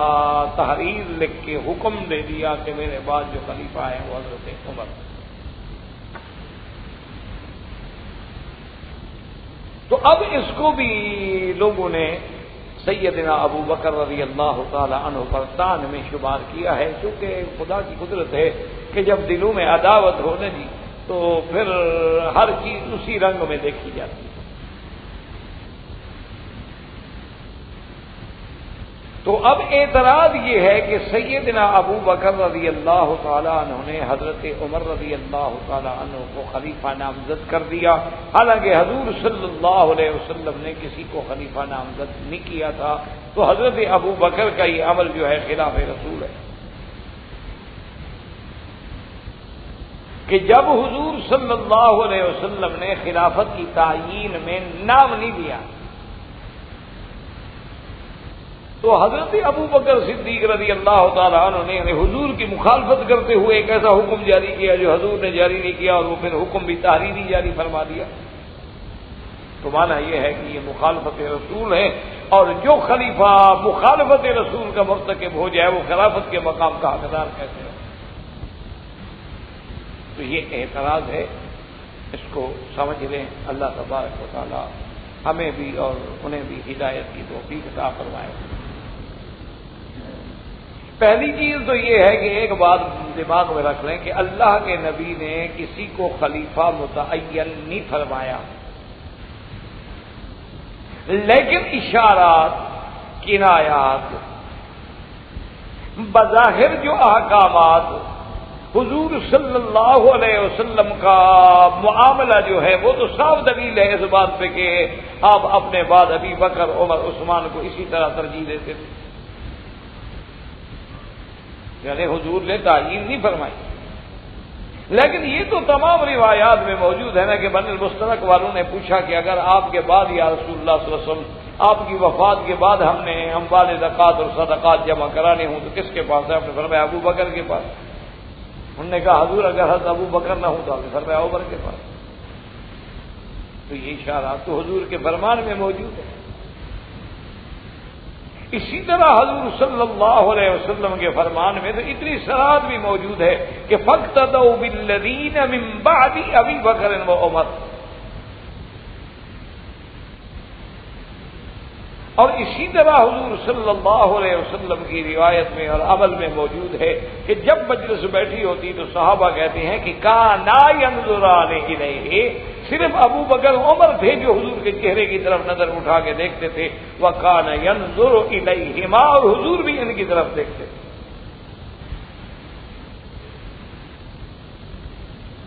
تو ہر معاملے میں حضور صلی اللہ علیہ وسلم نے اپنے بعد ابو بکر عمر کا ذکر کیا ہے، تو حضرت ابو بکر کا فیصلہ تو اسی روشنی میں ہے، انہی اشارات میں ہے، انہی کنایات میں ہے جو حضور صلی اللہ علیہ وسلم نے فرمائے ہیں۔ باقی زیادہ سے زیادہ اعتراض یہ ہو سکتا ہے کہ بندہ تو ٹھیک تھا لیکن نام نہیں لینا چاہیے تھا، تو حضور نے نام لینے سے منع بھی تو نہیں فرمایا۔ یعنی اگر حضور صلی اللہ علیہ وسلم نے یہ فرما دیا ہوتا بھی خلافت کے معاملے میں کسی کو کسی کا نامزد کرنے کا اختیار نہیں ہے، اور پھر حضرت ابو بکر صدیق کرتے تو مخالفت ہوگی۔ یعنی حضور نے یہ حکم بھی تو نہیں فرمایا۔ تو اس لیے ایسی باتوں کو اعتراض کرنا اور اگر نامزد کرنا اتنا بڑا جرم ہے کہ ابو بکر کی خلافت پہ اعتراض ہے، تو حضرت علی رضی اللہ تعالی عنہ نے تو خود حضرت امام حسن کو نامزد کیا ہے۔ حضرت علی رضی اللہ تعالی عنہ نے اپنے بعد جو خلافت ہے اس کے لیے حضرت امام حسن کو نامزد کیا ہے، تو اگر حضرت علی کی خلافت کو نقصان نہیں پہنچا نامزد کرنے سے، تو ابو بکر کی خلافت کو نقصان کیوں پہنچتا ہے؟ تو اس لیے یہ اعتراض بھی ایک ایسا محض اعتراض ہے کہ لوگوں کے دماغ میں کوئی نہ کوئی بات تو ڈالی جائے، ورنہ اس کی کوئی حقیقت نہیں۔ اسی طرح ایک اعتراض سیدنا ابو بکر رضی اللہ تعالی عنہ پر یہ کیا جاتا ہے کہ آپ نے فرمایا تھا کہ الا ان الشیطان یعترینی فان استقمت فاعینونی وَإِن زُغْتُ فَقَوِّمُونِی۔ وہ کہتے ہیں کہ حضرت صدیق نے فرمایا کہ شیطان میرے پیچھے لگا ہوا ہے، اگر میں سیدھے رستے پہ رہوں تو میری اطاعت کرنا، اور اگر میں ٹیڑھا ہو جاؤں تو مجھے سیدھا کر دینا۔ تو کہتے ہیں کہ شیطان جس کے پیچھے لگا ہو اور وہ خود اپنی زبان سے اعتراف فرما رہے ہوں کہ شیطان میرے پیچھے لگا ہوا ہے، تو وہ آدمی خلیفہ رسول کیسے بن سکتا ہے؟ خلافت تو بہت بڑا مقام ہے۔ تو یہ بھی ایک اعتراض ہے، ایک طعن ہے جو سیدنا ابی بکر رضی اللہ تعالی عنہ کی شان میں کیا جاتا ہے۔ پہلی بات تو یہ ہے کہ یہ الفاظ جو انہوں نے نقل کیے ہیں اہل سنت کی کتابوں میں موجود ہی نہیں، تو جب ہماری کتابوں میں یہ بات ہے نہیں تو ہم جواب دینے کی بھی پابند نہیں۔ اور اگر بفرض محال ہم یہ بات تسلیم بھی کر لیں تو وہاں دوسری بات بھی تو تسلیم کریں جو حضرت ابو بکر صدیق نے جب حضرت عمر کو خلیفہ بنایا تو فرمایا کہ واللہ ما نمت فعلمت وما شبہت فتوہمت وانی علی السبیل واوصیک بتقوی اللہ۔ حضرت صدیق نے فرمایا کہ عمر، اللہ کی قسم ہے مجھے کبھی ایسا نہیں ہوا کہ میں سو جاؤں اور کوئی غلط خواب یا پریشان قسم کے خواب دیکھوں یا کسی شبوں میں پڑ جاؤں اور پھر وہم کا شکار ہو جاؤں، نہیں، بلکہ میں سیدھے راستے پہ ہوں، انی علی السبیل، میں تو بالکل صراط پہ ہوں۔ اور تمہیں بھی یہی نصیحت کرتا ہوں کہ اللہ کا ڈر اختیار کرنا، مقام تقوی اختیار کرنا۔ تو اگر ایک بات کو لے رہے ہو تو پھر اس بات کو بھی لے لو۔ یہ تو نہ ہونا جی کہ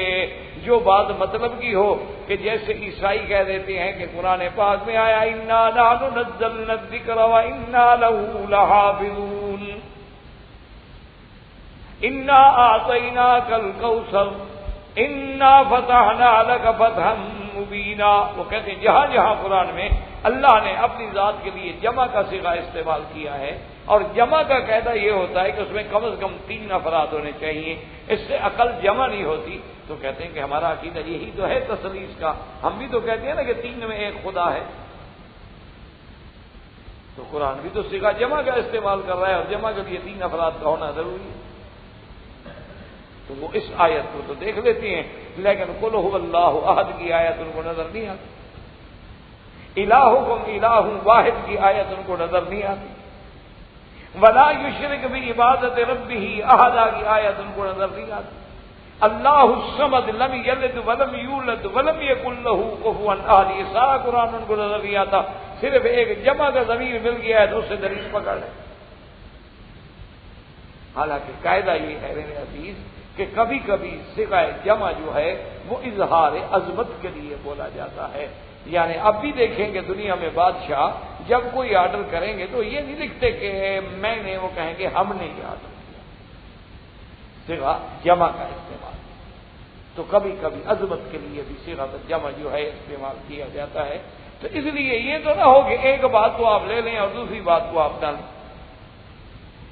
اچھا، دوسری بات یہ ہے کہ اگر ہم یہ مان بھی لیں تو وہ تو حدیث رسول ہے. حضور نے فرمایا ما منکم من احد الا وقد وکل به قرینہ. حضور نے فرمایا تم میں سے کوئی ایک بندہ بھی نہیں مگر اس کے ساتھ اس کا قرین شیطان لگا ہوا ہے. کہ ہر بندہ جو ہے اس کے ساتھ شیطان. وہ تو دنیا میں کوئی بندہ ہے ہی نہیں جس کے ساتھ قرین نہ ہو. حتیٰ کہ صحابہ نے پوچھا کہ وانت یا رسول اللہ، حضور آپ کے ساتھ بھی وہ شیطان ہے؟ آپ نے فرمایا ہے، لیکن اللہ نے مجھے اس سے محفوظ کر دیا. اور ایک روایت میں آتا ہے کہ اسلم معنی یہ ہے کہ وہ خود بھی مسلمان ہو گیا. اور ایک بات میں آتا ہے کہ اسلم معنی اللہ نے مجھے محفوظ کر دیا ہے کہ میرے اوپر وہ حملہ نہیں کر سکتا، مجھے نہیں دھوکہ دے سکتا. کیونکہ اللہ نے فرما دیا ہے کہ ان عبادی لیس لک علیہم سلطان، جو میرے بندے ہیں ان پہ تیرا زور نہیں چلا. تو اگر حضرت صدیق نے یہ بات کہہ دی تو اس میں کون سی بات ہے جو خلاف توقع ہے؟ یہ تو سیدنا ابو بکر صدیق رحمۃ اللہ رضی اللہ عنہ کا کمال تقویٰ. اور دوسری بات یہ سمجھیں کہ سیدنا ابو بکر نے یہ بات کیوں کی؟ جو اس میں باریکی ہے اس پر تو مخالف کی نظر نہیں جاتی نا. اصل بات یہ ہے کہ حضور سیدنا ابی بکر خلیفہ بنے ہیں، حضور کے بعد خلافت بلا فصل جو ہے وہ سیدنا ابو بکر کو ملی ہے. آپ سے پہلا زمانہ جو ہے وہ حضور کا زمانہ ہے. اور نبی کا تو مقام یہ ہوتا ہے کہ وہ جو بات کہیں جب کہیں، دن میں، رات میں، حضر میں، سفر میں، وہ تو اللہ کا وحی ہے، وہ تو ماننی ہی ماننی. کیونکہ اللہ کے نبی تو معصوم ہے، پاک. اور اللہ کا نبی تو کوئی حکم دیتے نہیں جب تک کہ اللہ کی وحی نہ ہو. ان کا تو تعلق وحی سے ہوتا ہے کہ ما ينطق عن الهوى ان هو الا وحی یوحی. اور اللہ تبارک و تعالیٰ کے پیغمبر کی جو بات ہے وہ تو کبھی رد ہو نہیں سکتی. تو یہ کمال ہے ابو بکر کا کہ وہ اپنے لوگوں کو سمجھا رہے ہیں کہ بھائی نبوت کا زمانہ ختم ہو گیا، اب دور خلافت ہے. نبی نبی ہوتا ہے، غیر نبی وہ مقام پہ نہیں پہنچ سکتا. میں جب تک ٹھیک رہوں تو میری مدد کرنا، غلط ہو جاؤں تو مجھے سیدھا کر دینا. یہ تو ابو بکر رضی اللہ عنہ کا کمال علم اور کمال تقویٰ ہے. یہ کوئی قابل اعتراض بات ہے. لیکن جب آدمی سرخ رنگ کی اینک پہن لے تو سارا زمانہ سرخ نظر آئے گا، ورنہ اس میں سیدنا ابو بکر کا قصور کوئی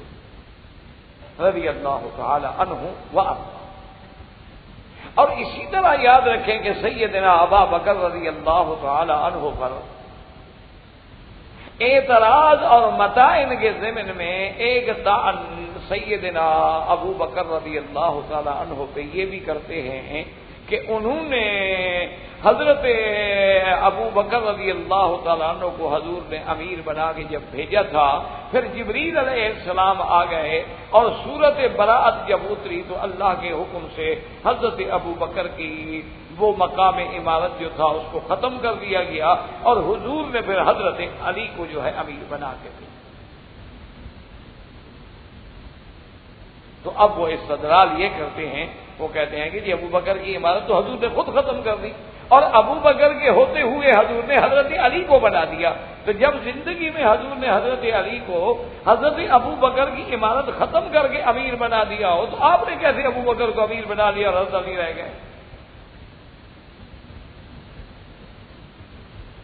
تو ایک طعن جو ہے وہ سیدنا ابو بکر صدیق رضی اللہ تعالی عنہ کی ذات میں یہ بھی کیا جاتا ہے کہ بھی جب حضور صلی اللہ علیہ وسلم نے آپ کو بھیجا اور سورت برات نازل ہو گئی اللہ کے جبریل آئے قرآن کی آیات لے کر، تو جب سورت برات کی یہ آیات نازل ہوئی ہیں تو حضور پاک نے حضرت علی رضی اللہ تعالیٰ عنہ کو بھیجا، تو جب حضرت علی کو امیر بنا کے بھیج دیا گیا تو حضرت ابوبکر کی عبادت ختم ہو گئی۔ تو جب حضور اپنی زندگی میں کسی کی عبادت کو ختم کر دیں تو اسی کو خلیفہ بلا فضل بنا رہے۔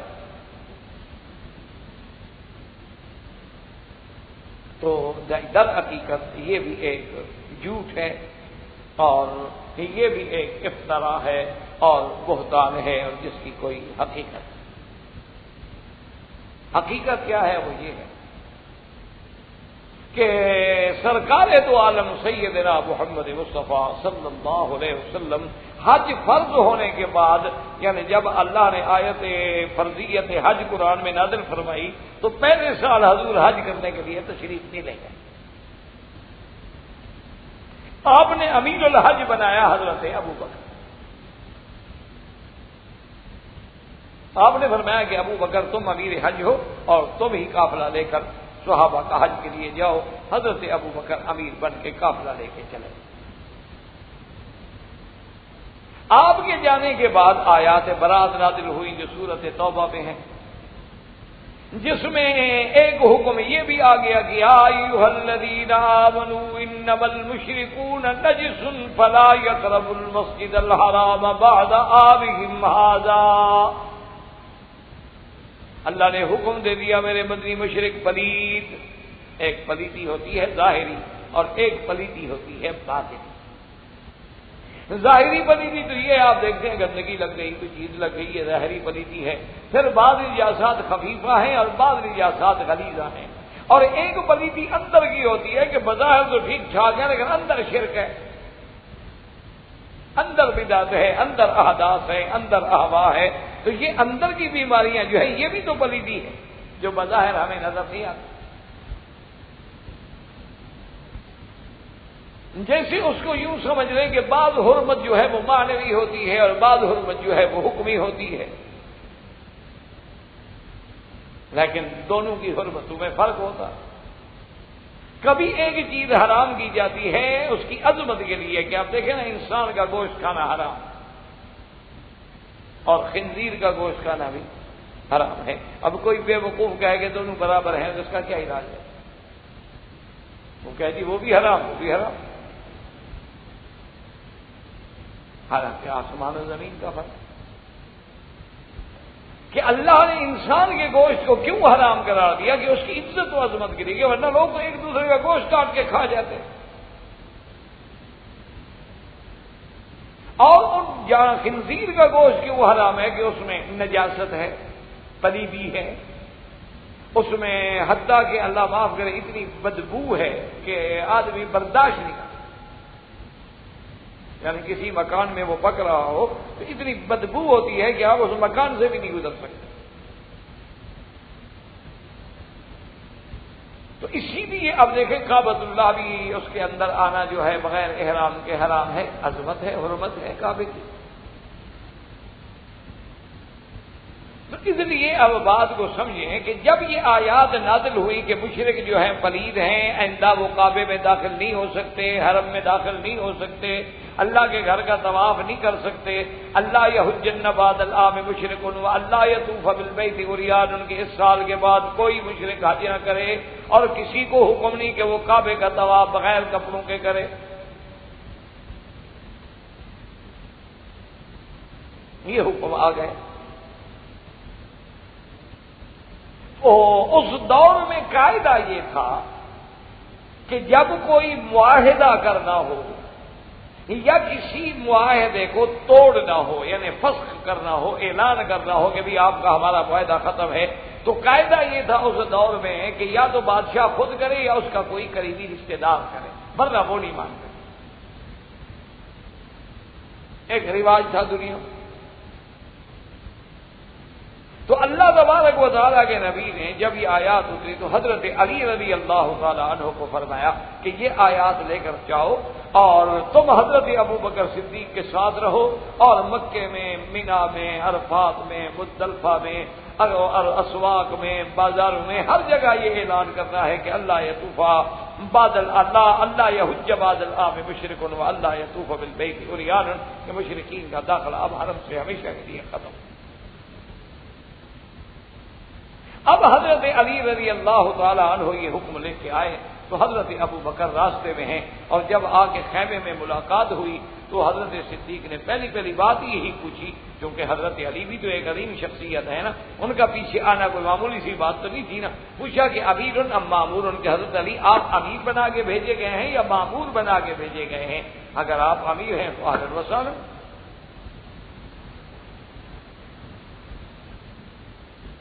حضرت علی رضی اللہ تعالیٰ عنہ نے فرمایا کہ یا ابا بکر انا معمور، میں امیر بنا کے نہیں بھیجا گیا، میں معمور ہوں، امیر آپ ہیں، میں آپ کے تابع ہوں۔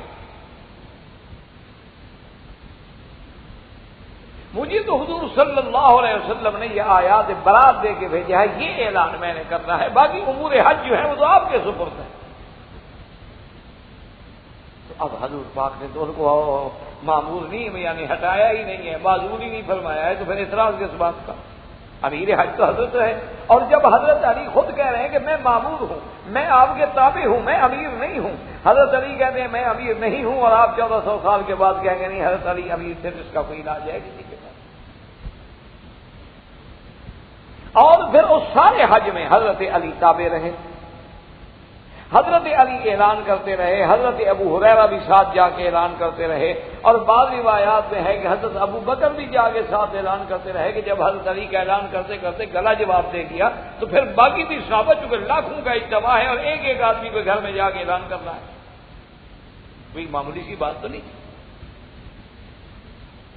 اور بعض علماء نے ایک عجیب نکتہ بھی لکھا ہے، انہوں نے کہا کہ اللہ کو بھی یہی منظور تھا کہ ابو بکر جو ہے نا ان میں جمال ہی جمال،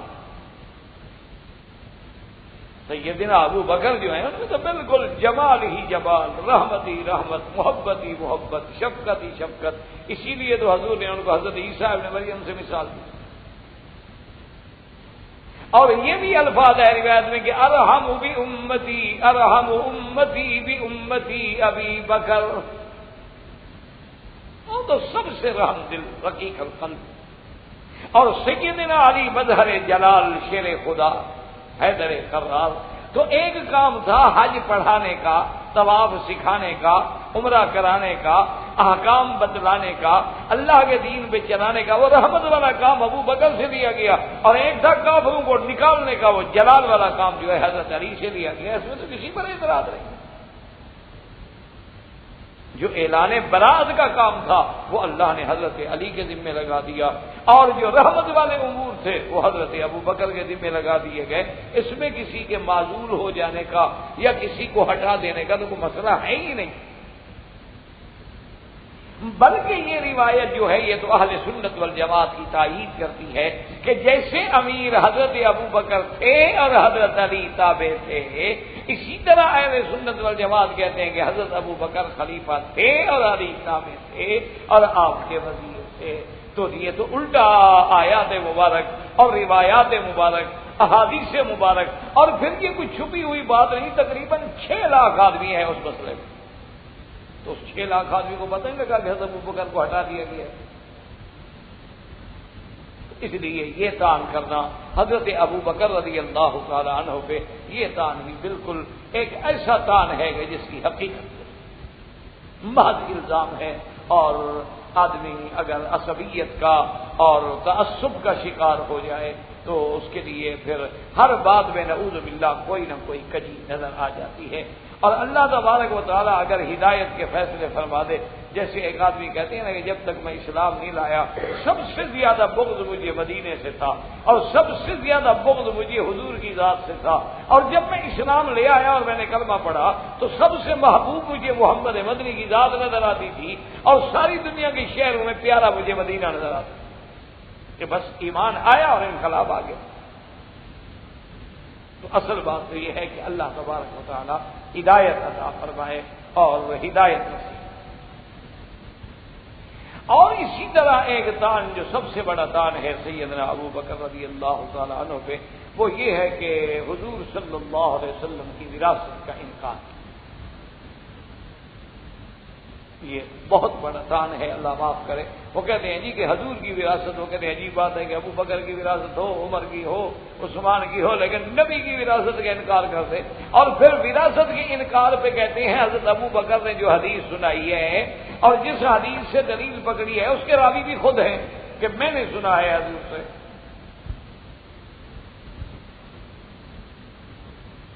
تو یہ بھی ایک بہت بڑا اعتراض ہے جو شان ابو بکر رضی اللہ تعالیٰ عنہ پہ کیا جاتا ہے کہ دیکھو جی حضرت ابو بکر نے ایک تو یعنی میراث رسول کا انکار کر دیا کہ حضور کا میراث کوئی، اور دوسری بات یہ ہے کہ قرآن کی مخالفت کی۔ قرآن کہتا ہے یوصیکم اللہ فی اولادکم للذکر مثل حظ الانثیین۔ اللہ قرآن میں دو حصے ہیں، لڑکی کا ایک حصہ ہے جو سب کے لیے ہے، کسی ایک کے لیے تو نہیں ہے، تو پوری تو اللہ کی ساری مخلوق کے لیے ہے، تمام ایمان والوں کے۔ اور اسی طرح قرآن کہتا ہے وَوَرِثَ سُلَيْمَانُ داؤد، حضرت سلیمان حضرت داؤد پیغمبر کے وارث بنے۔ اور اسی طرح پیغمبر نے دعا مانگی حبلی من لدنک ولیا یرثنی ویرث من آل یعقوب۔ حضرت زکریا علیہ السلام نے دعا مانگی کہ یا اللہ مجھے اپنا اولاد عطا فرما جو میرا وارث بنے اور آل یعقوب کا وارث بنے۔ وہ کہتے ہیں جب قرآن میں میراث موجود ہے کہ داؤد سلیمان علیہ السلام داؤد کے وارث ہیں، اور حضرت زکریا خود دعا مانگ رہے ہیں کہ میرا اور آل یعقوب کا وارث پیدا ہو، اور اللہ کا قرآن بھی حکم دے رہا ہے کہ یوصیکم اللہ فی اولادکم للذکر مثل حظ الانثیین۔ قرآن میں باقاعدہ آیت الموارث موجود ہے، اور حضرت عمر نے کہہ دیا کہ نہیں، اللہ کے نبی کا کوئی میراث نہیں۔ اور میراث نہ ہونے پر جو حدیث پیش کی کہ حضور صلی اللہ علیہ وسلم نے فرمایا کہ نحن معاشر الانبیاء، ہم جتنے نبی ہیں، لا نورث دینارا ولا درہما، ہم کوئی دینار درہم کے وارث نہیں ہوتے، میراث نہیں چھوڑتے ہیں۔ انما ترکناہ فہو صدقۃ،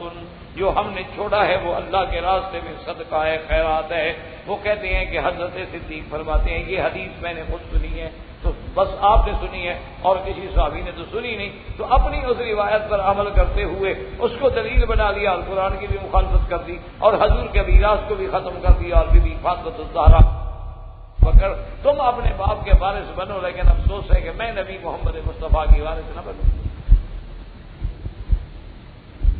تو یہ بھی ایک بہت بڑا دان ہے جو سیدنا ابی بکر رضی اللہ تعالی عنہ کی شان پہ کیا جاتا ہے۔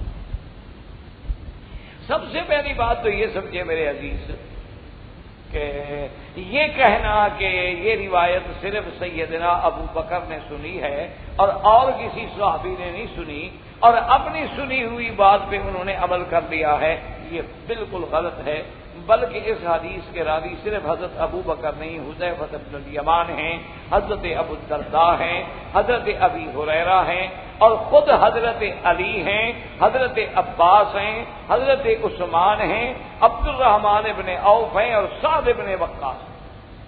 یہ تمام صحابی اس حدیث کے راوی۔ تو پھر اکیلے ابو بکر کیسے راوی رہے؟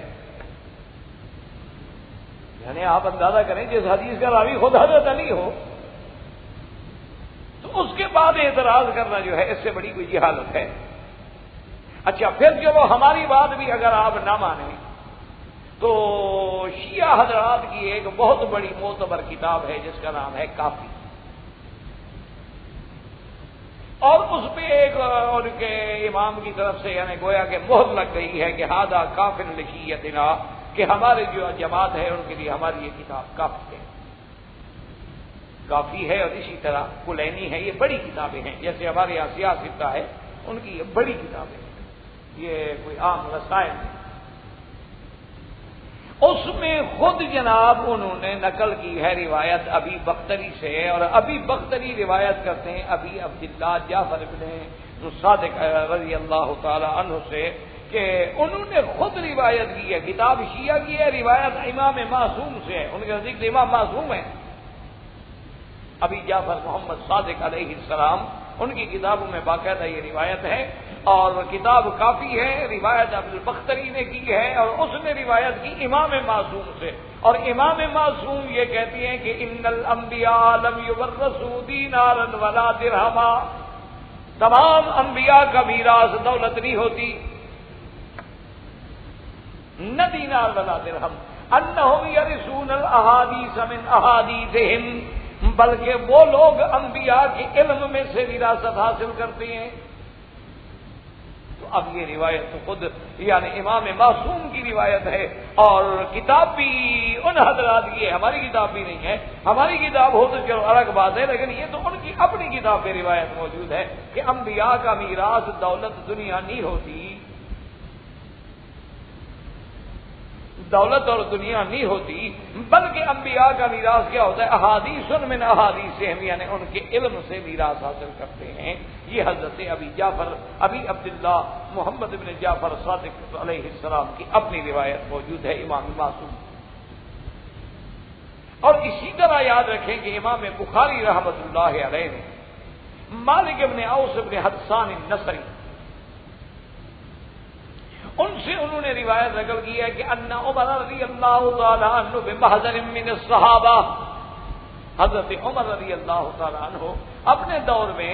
جماعت صحابہ کے اندر بیٹھے تھے، اور اس جماعت صحابہ میں حضرت علی بھی تھے، حضرت عباس بھی تھے، حضرت عثمان بھی تھے، حذیفہ بن الیمان بھی تھے، سعد بن وقاص بھی تھے، یہ بڑے بڑے صحابہ موجود ہیں۔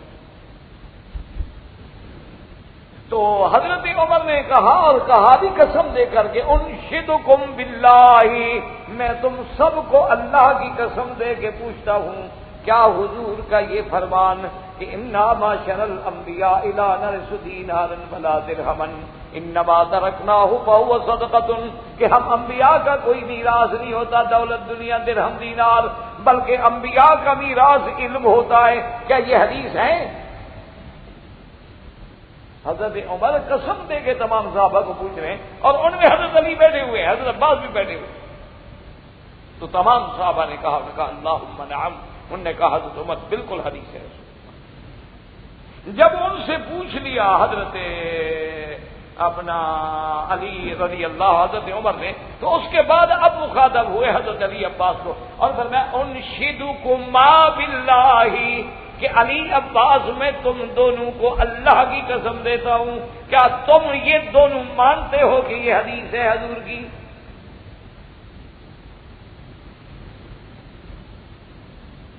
کہ حضور پاک کی یہ حدیث مبارک ہے کہ انبیاء علیہ السلام کا میراث جو ہے وہ دینار و درہم نہیں ہوتا بلکہ علم ہوتا ہے، کیا حضرت علی عباس تم مانتے ہو؟ انہوں نے کہا قالا نعم، انہوں نے کہا کہ بالکل ہم مانتے ہیں، بالکل یہ حدیث۔ تو اب ایمانداری سے خود فرمائیں کہ جس حدیث کے راوی اتنے بڑے بڑے صحابہ ہوں، اور سب سے بڑی بات ہے کہ خود حضرت علی عباس ہوں، تو پھر حضرت ابو بکر پہ اعتراض کرنے کا کسی کو حق ہے؟ اور دوسری ایک بات یاد رکھیں کہ تمام جو بڑے بڑے لوگ ہیں، چاہے وہ اہل سنت والجماعت سے ہیں یا چاہے وہ اہل تشیع سے ہیں، یہ بات وہ بھی تسلیم کرتے ہیں۔ وہ کہتے ہیں کہ حدیث متواتر یا غیر متواتر کی تقسیم جو ہے یہ ان لوگوں کے لیے ہے جنہوں نے حضور پاک کی زیارت نہیں کی اور حضور سے خود بات نہیں سنی، یعنی یہ دونوں کے بڑے بڑے علماء جو ہیں وہ یہ بات تسلیم کرتے ہیں کہ بھی حدیث متواتر ہے یا غیر متواتر ہے۔ وہ کہتے ہیں یہ تقسیم تو ان لوگوں کے لیے ہے جن کو حضور صلی اللہ علیہ وسلم کی زیارت نصیب نہیں ہوئی اور جنہوں نے خود حضور سے بات نہیں سنی، لیکن اگر کسی راوی نے حدیث حضور سے خود سن لی ہے تو وہ تو قطعی ہے، اس کا علم تو یقینی ہے کہ اس نے تو خود کانوں سے سنی ہے اور حضور پاک کو دیکھ کے سنی ہے۔ اگر صرف اسی بات کو بھی حجت رکھا جائے تو حضرت ابو بکر نے تو حدیث خود سنی، تو جب حضور صلی اللہ علیہ وسلم کی حدیث پر حضرت ابو بکر عمل کریں تو ان پر اعتراض کرنے کا کیا معنی کہ جی حضور کا میراث نہیں دیا۔ اور دوسری بات یاد رکھیں کہ بعض شیعہ حضرات ہمارے اہل سنت والجماعت کے لوگوں کو ایک اور دھوکہ بھی دیتے ہیں اللہ ہدایت سے۔ وہ کہتے ہیں کہ دیکھو جی اگر حضور کا میراث ہی تھا تو پھر حضور کی تلوار اور حضور کی ذرا اور حضور کی دلدل جو ہے وہ حضرت علی کو کیوں دی گئی؟ اور یہ کہتے ہیں کتاب اہل سنت میں بھی موجود ہے کہ یہ چیزیں حضرت علی کو دی گئی۔ وہ کہتے ہیں کہ جب حضور کا میراث تو تھا نہیں، تو پھر یہ چیزیں جو ہے حضور پاک کی تلوار ہے اور حضور پاک کی زرہ ہے، اور اس کے بعد حضور کی سواری ہے، دلدل ہے، خچر ہے آپ کا، وہ سواری ہے، یہ سب حضرت علی کو دی گئی ہے۔ تو جب میراث نہیں تھا تو یہ کیوں دی گئی؟ تو اس کا مطلب یہ ہے کہ نعوذ باللہ صحابہ نے چھوٹی موٹی غیر قیمتی چیزیں جو تھیں وہ تو حضرت علی کو دے دی، لیکن جو قیمتی مال تھا وہ نہیں دیا۔ اور اگر آپ ٹھنڈے دل سے سوچیں ایک منٹ کے لیے، یہی روایت ہم مان لیں، ان چیزوں کا حضرت علی کو دینا جو ہے یہی تو دلیل ہے کہ حضور کا میراث نہیں سمجھ آ رہی بات؟ یہی تو ہماری دلیل ہے سب سے بڑی، کہ اگر یہ چیزیں حضور کا میراث تھی تو بی بی فاطمہ کو دی جاتی، حضرت علی کو کیوں دی جاتی؟ حضرت علی تو وارث نہیں ہے حضور کے، حضرت علی میراث کیسے لیتے ہیں حضور صلی اللہ علیہ وسلم کا؟ حضور کے وارث کون ہیں؟ سیدہ فاطمہ الزہرا اور ازواج مطہرات حضور کی بیویاں، حضرت عباس حضور صلی اللہ علیہ وسلم کے جو چچا ہیں، یہ لوگ وارث ہیں۔ حضرت علی کیسے وارث ہو گئے؟ وہ تو داماد ہیں، وہ تو ابن ام رسول اللہ ہے، داماد بھی وراثت لیتا ہے، لے تو پھر اپنی بیوی کی لے، حضور کی وراثت کیوں لے؟ حضرت علی اگر وارث بنے ایک منٹ کے لیے تو کل بی بی فاطمہ کی جائیداد کے وارث بنے۔ اگر بی بی فاطمہ وارث بنے گی تو حضرت علی اگر پہلے فوت ہو جائیں تو پھر بی بی فاطمہ وارث بنے گی۔ حضور کی جائیداد کا حضرت علی سے کیا تعلق ہے کہ ان کو یہ چیزیں دی گئیں؟ یہی تو دلیل تھی کہ حضور کا میراث کوئی نہیں تھا، اور حضرت علی چونکہ بطن میں نبطال الاسلام بہت بڑے بہادر تھے اور ان کی بہادری پہ حضور کو بھی ناز تھا، تو صحابہ نے کہا کہ جو چیزیں جنگ میں استعمال ہونے والی ہیں وہ اسی بہادر کو دے دو۔ اب نبی کے بعد ان چیزوں کا حقدار حضرت علی، یہ کوئی جھگڑے والی بات تو نہیں تھی۔ اب دیکھیں نا، جیسے کہ یہاں پر اپنا میرے خیال میں مجھے یہاں تک یاد آتا ہے کہ ایک بادشاہ کا کلام تھا تو وہ علماء کو سپرد کیا گیا۔ بادشاہ قرآن پڑھتے تھے نا، تو اللہ ان کی قبر پہ کروڑ رحمتیں کرے، میرے فیصل مروب یہ فوت ہو گئے تو عالم کو بھیجیے کہ بھائی یہ ہمارے والد پڑھتے تھے، اب اس کا حقدار عالم ہے، کبھی قرآن علم علماء پڑھیں گے۔ اچھا کوئی کتاب ہو مثلاً تو آپ کسی مولوی کو دیں گے نا۔ آج اگر کوئی عالم مر جائے، وہ اپنی وراثت میں بخاری شریف چھوڑ جائے، اولاد ساری جاہل ہو، کس کو دیں گے؟ وہ اٹھا کے جائیں گے، بابا کسی مدرسے میں دے تو یہاں ضائع تو نہ ہو جائے، اس کے بچے تو جاہل ہیں۔ تو بہادری کو کوئی چیز ہوگی تو کسی بہادر کو دے دی جائے گی کہ چلو حضور کے خاندان سے بھی ہیں، ابن ام رسول اللہ بھی ہیں صلی اللہ علیہ وسلم، اور خیبر والے دن بھی حضور نے ان کو پرچم پکڑایا تھا، چلو بھی یہ چیزیں ان کی حضور کو دے دیں۔ یہ تو دلیل ہے کہ میراث نہیں ہے۔ اگر یہ میراث ہوتی تو ازواج مطہرات کو حصہ دیا جائے، میراث ہو تو حضور کی بیویاں حقدار بیٹھی ہیں، حضور کی بیٹی حقدار بیٹھی ہے، حضرت عباس حقدار بیٹھے، ان کو میراث کیوں نہیں دیا گیا؟ تو یہ بھی محض ایک اعتراض ہے جو لوگوں کے دماغ میں شبہات ڈالنے کے لیے کیا جاتا ہے، ورنہ حقیقت کوئی۔ دوسری بات یہ ہے، کہتے ہیں کہ جی قرآن کی مخالفت ہے۔ قرآن کہتے ہیں یوصیکم اللہ فی اولادکم للذکر مثل حظ الانثیین۔ تو یاد رکھیں کہ تمام مفسرین حضور کے زمانے سے لے کر اس وقت تک سب کا یہ متفقہ فیصلہ ہے کہ یوصیکم خطاب امت کو ہے، جس میں نبی خود شامل نہیں۔ اللہ نے فرمایا اللہ تم لوگوں کو حکم دیتا ہے، نبی کی زبان سے حکم دیا جا رہا ہے، نبی خود اس میں شامل نہیں ہے اس حکم میں۔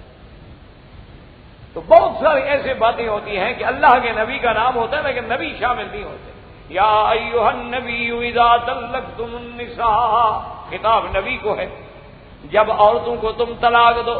حکم جو ہے وہ امت کو ہے۔ حضور نے تو کوئی طلاق دی ہی نہیں، نہ حضور صلی اللہ علیہ وسلم کو بیویوں کو طلاق دینے کا حکم دیا گیا، حالانکہ پہلے لفظ ہے کہ یا ایھا النبی، تو اللہ حکم نبی کو دیتے ہیں، مراد امت ہوتی ہے۔ اور یہاں تو بالکل صیغہ ہی جمع کا ہے کہ یوصیکم اللہ فی اولادکم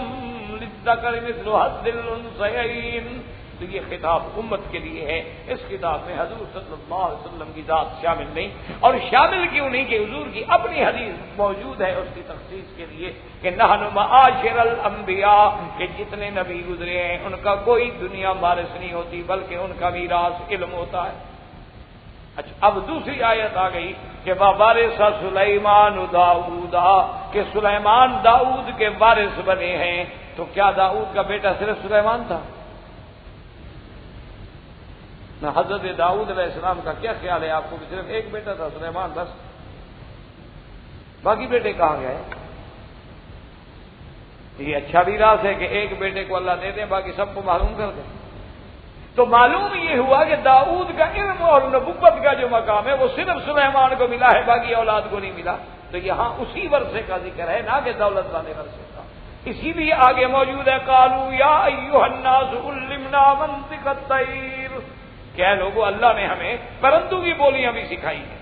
تو اس سے مراد علم کی وراثت ہے، نہ کہ مال کی وراثت ہے۔ اگر مال کی وراثت ہوتی تو حضرت داؤد کے باقی بیٹے کہاں گئے؟ حضرت داؤد کی تو بہت بڑی اولاد ہے، حضرت داؤد علیہ السلام کی تو بڑی اولاد ہے، آپ کی تو بے انتہا بیویاں ہیں، تو باقی اولاد کہاں گئی؟ بیویاں کہاں گئی حضرت داؤد کی؟ تو یہ بھی دلیل ہے کہ میراث سے مراد میراث علم ہے، نہ کہ میراث سے مراد میراث مال ہے۔ اچھا، اسی طرح دعا جو ہے حضرت زکریا علیہ السلام کی کہ یارثنی و یارث من آل یعقوب، اب حضرت یعقوب اور حضرت زکریا کے درمیان 1000 سال کا فاصلہ ہے اور کروڑوں مخلوق ہے، وہ سب وارث ہیں، آل یعقوب ساری وارث ہے۔ صاف ظاہر ہے کہ مراد اللہ سے دعا مانگ رہے ہیں کہ میرا مولا مجھے اولاد عطا فرما جو کل میرے علم کی وارث بنے، تاکہ اس علم کو باقی رکھ سکے اور دنیا کی ہدایت کا کام کر سکے۔ یہ معنی نہیں کہ میری جائیداد کی وارث بنے اور پھر حضرت کی جائیداد پورے آل یعقوب یعنی بنی اسرائیل پہ آپ تقسیم کریں گے لاکھوں میں۔ تو صاف ظاہر ہے کہ یہ آیات جو ہیں یہ بھی دلالت کرتی ہیں کہ اس کا تعلق بھی میراث سے نہیں۔ اچھا، اسی دان میں ایک اور دان کرتے ہیں، کہتے ہیں اچھا جی خیر یہ تو ثابت ہو گیا کہ میراث سے نہیں ہے، لیکن حضرت ابو بکر نے حضرت بی بی فاطمہ الزہرا کو فدق تو نہیں دیا نا، اور فدق جو تھا وہ تو حضور صلی اللہ علیہ وسلم نے بی بی فاطمہ کو دیا تھا اور حضرت پاک نے نہیں دیا، حضور صلی اللہ علیہ وسلم کی وصیت بھی تھی، اور پھر بی بی صاحبہ نے فدق مانگا بھی تو ابو بکر رضی اللہ تعالیٰ نے نہیں دیا، جس کا نتیجہ یہ نکلا کہ بی بی ناراض ہو گئی، اور وہ کہتے ہیں حضور کی حدیث ہے، آپ نے فرمایا کہ من اغضبها فقد اغضبنی ومن آذاها فقد آذانی، جس نے بی بی فاطمہ کو رنج پہنچایا اس نے محمد مصطفیٰ کو رنج پہنچایا، اور جس نے بی بی کو ناراض کیا اس نے اللہ کے نبی محمد مصطفیٰ کو ناراض کیا۔ تو کہتے ہیں جب بی بی ناراض ہو گئی، اور صحیح کہتے ہیں آپ کی کتابوں میں سیاق کی کتابوں میں بھی موجود ہے کہ فغضبت فلم تتکلم، بی بی اتنی ناراض ہو گئی کہ پھر اس نے حضرت ابو بکر سے بات بھی نہیں کی، اور بلکہ کہتے ہیں اہل سنت کی ایک روایت میں یہ بھی موجود ہے فغضبت فلم تتکلم حتی ماتت، کہ بی بی صاحبہ ناراض ہو گئیں، حضرت ابو بکر سے کلام نہ کیا حتیٰ کہ فوت ہو گئیں۔ تو کہتے ہیں جس پہ بی بی ناراض ہو گئی نبی ناراض ہو گیا، اور جس پہ نبی ناراض ہو گیا خدا ناراض ہو گیا، تو ایسا بندہ خلیفہ کیسے بن گیا؟ تو انہوں نے ایک اعتراض سیدنا ابو بکر صدیق رضی اللہ تعالی عنہ پہ یہ بھی کیا۔ اچھا، اب اس کی حقیقت جان لیں کہ جہاں تک فدق کا معاملہ ہے، حضور صلی اللہ علیہ وسلم فدق سے بی بی فاطمہ کو بھی خرچ دیتے تھے، اپنی بیویوں کو بھی خرچ دیتے تھے، لیکن بیویوں کو یا اپنی بیٹی کسی کو قبضہ نہیں دیا تھا، اور یہ شریعت کا قاعدہ ہے کہ جو چیز ہیبہ کی جائے جب تک کسی کے قبض میں نہ جائے وہ ملک کبھی تصور نہیں ہوتی۔ قبضہ تو حضور کا رہا، آپ نے کسی کو قبضہ تو دیا نہیں۔ اچھا، اب بی بی صاحبہ مانگنے کے لیے آئی، اس میں کوئی شک نہیں کہ انہوں نے حضرت ابو بکر سے مانگا، تو حضرت ابو بکر نے بھی یہی جواب دیا کہ اماں مجھے تو اپنا سارا مال میں نے زندگی میں حضور پہ قربان کر دیا ہے، تو میں کیسے فدق روک سکتا ہوں؟ میں نے تو اپنا گھر مال جان تن سب کچھ حضور پہ لٹا دیا ہے، اور اب بھی مجھے حضور کے رشتہ دار جو ہیں اپنی اولاد سے بھی زیادہ عزیز ہیں، میں کیسے روک سکتا ہوں؟ لیکن جو چیز اللہ کے نبی نے آپ کو نہیں دی وہ میں نہیں دے سکتا۔ اللہ کے نبی نے آپ کو فدق دے دیا تھا، آپ کو قبضہ دیا تھا، انہوں نے کہا کہ نہیں،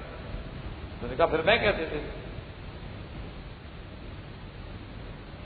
جو نبی پاک تصرف فرماتے تھے میں وہی کروں۔ بیوی صاحبہ ناراض۔ اچھا، اب حدیث یہ ہے کہ من اغضبہا، جو بیوی کو ناراض کرے، یہ تو نہیں کہ جس پہ بیوی ناراض ہو جائے، بات کو سمجھیں، ایک ہے جو بیوی کو ناراض کرے، ایک ہے کہ جس پہ بیوی ناراض ہو جائے نہ بیوی ناراض ہو جائے گا۔ بات تو یہ ہے نا کہ بیوی ناراض ہوگی، ابو بکر نے تو ناراض نہیں کیا، انہوں نے تو حضور کی حدیث بیان کی اب اگر اپنے ابے کی بات سن کے بیوی ناراض ہو جائے تو ابو بکر کا کیا قصور ہے اس میں؟ انہوں نے تو ان کے ابا کی بات پیش کی کہ بھی حضور نے آپ کو فدق دیا، تو جیسے حضور عمل کرتے تھے میں بھی وہی عمل کروں گا۔ تو اس میں اعتراض کی کون سی بات باقی رہ گئی؟ ایک دوسری بات یہ ہے کہ یہی جو جائیداد ہے، حضرت ابو بکر خلیفہ رہے، حضرت عمر رہے، حضرت عثمان رہے، اس کے بعد حضرت علی بھی آئے کہ نہیں آئے؟ پھر حضرت حسن آئے کہ نہیں آئے؟ اچھا، ان کے بعد بھی یہ سارا معاملہ جو ہے یہ سارا ان کے تصرف میں رہا، لیکن انہوں نے بھی تو نہیں دیا۔ تو اگر حضرت علی نے نہیں دیا اور ان کی خلافت کو کوئی نقصان نہیں پہنچتا تو حضرت ابو بکر صدیق کی خلافت کو کیوں نقصان پہنچ گیا؟ اگر حضور کا میراث ابو بکر نے تقسیم نہیں کیا تو حضرت علی نے کہاں تقسیم کیا؟ اگر حضرت ابو بکر نعوذ باللہ بی بی فاطمہ کا حصہ کھا گئے تو حضرت علی حضور کی بیویوں کا حصہ کھا گئے۔ تو سیدھی بات کیوں نہیں کرتے ہو کہ نبی کا میراث ہوتا ہی نہیں؟ اور جہاں تک فتق کا معاملہ ہے وہ اسی طرح تھا کہ حضور جو آمدنی آتی تھی اب بنی ہاشم کے خاندان پہ خرچ کرتے تھے، اور اسی پر صحابہ نے عمل کیا، اسی پہ ابو بکر نے عمل کیا، اسی پہ عمر نے عمل کیا، اسی پہ عثمان نے عمل کیا، اسی پہ علی نے عمل کیا رضوان اللہ علیہ اجمعین۔ پھر بعد میں کچھ خلفاء ایسے آئے، بعد یہ آنے بنو عباس میں اور بنو امیہ میں، لیکن پھر جب حضرت عمر بن عبدالعزیز کا دور آیا تو حضرت عمر بن عبدالعزیز نے کہا کہ میں بھی اس میں وہی کروں گا جو محمد رسول اللہ صلی اللہ علیہ وسلم، یہ کسی کا مال نہیں، کسی کا ملک نہیں۔ اب اسی میں ایک اعتراض اور بھی کرتے ہیں، وہ کہتے ہیں جی کہ اگر حضور کا میراث نہیں تھا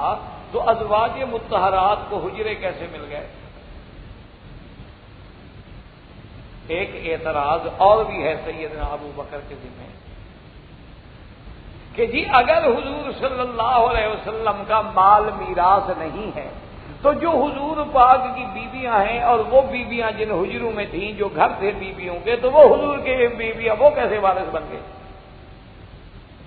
کیونکہ جہاں حضور پاک کی مزار مبارک ہے یہ بی بی عائشہ کا حجرہ ہے، ساتھ بی بی فاطمہ الزہرا کا گھر ہے۔ اچھا، اسی طرح اب آپ اس طرف آ جائیں کعبے کی طرف، یعنی جس طرف صف اول اب ہوتی ہے، جہاں کھڑے ہو کے آپ صلاۃ السلام پڑھتے ہیں، یہاں سب بیویوں کے کمرے تھے، جہاں اب جا کے امام کھڑے ہوتے ہیں محراب تک، یہ سب بیویوں کے کمرے ہیں، حضور کی 9 بیویاں ہیں، تو سب کے گھر ایسے تھے۔ بعد میں پھر حضرت عثمان نے ان سے لے کر مسجد کو بڑھایا، ورنہ یہ سارے حجرے جو ہیں بیویوں۔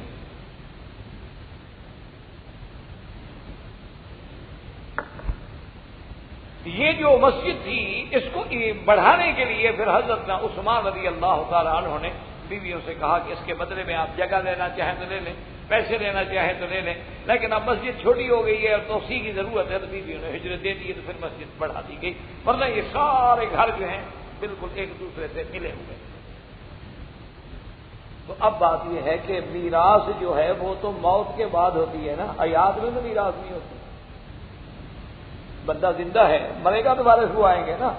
تو وہ تو اللہ کے نبی نے اپنی زندگی میں بنا کے بیویوں کے ملک ہی کر دیے تھے، وہ تو تھے ہی بیویوں کے، میراث کا کیا مطلب ہے؟ اسی لیے قرآن کہتا ہے وَقَرْنَ فِي بُيُوتِكُنَّ وَلَا تَبَرَّجْنَ تَبَرُّجَ الْجَاهِلِيَّةِ الْأُولَىٰ، اللہ کی نبی کی بیویوں اپنے گھروں میں رہو، یہ نہیں کہا کہ بیت الرسول نبی کے گھروں میں رہو، کہا بیوتکن، یہ تو تمہارے گھر ہیں، نبی نے بنا کے تمہیں دے دیے، تو جب نبی بنا کے ہبہ کر کے قبض بھی دے دے وہ تو ان کے ملک ہو گیا، میراث کا تو مسئلہ ہی نہیں ہے۔ احباب کرام، اس کے بعد اب آپ اس مبارک سلسلے کی CD نمبر 13 سماعت فرمائیں۔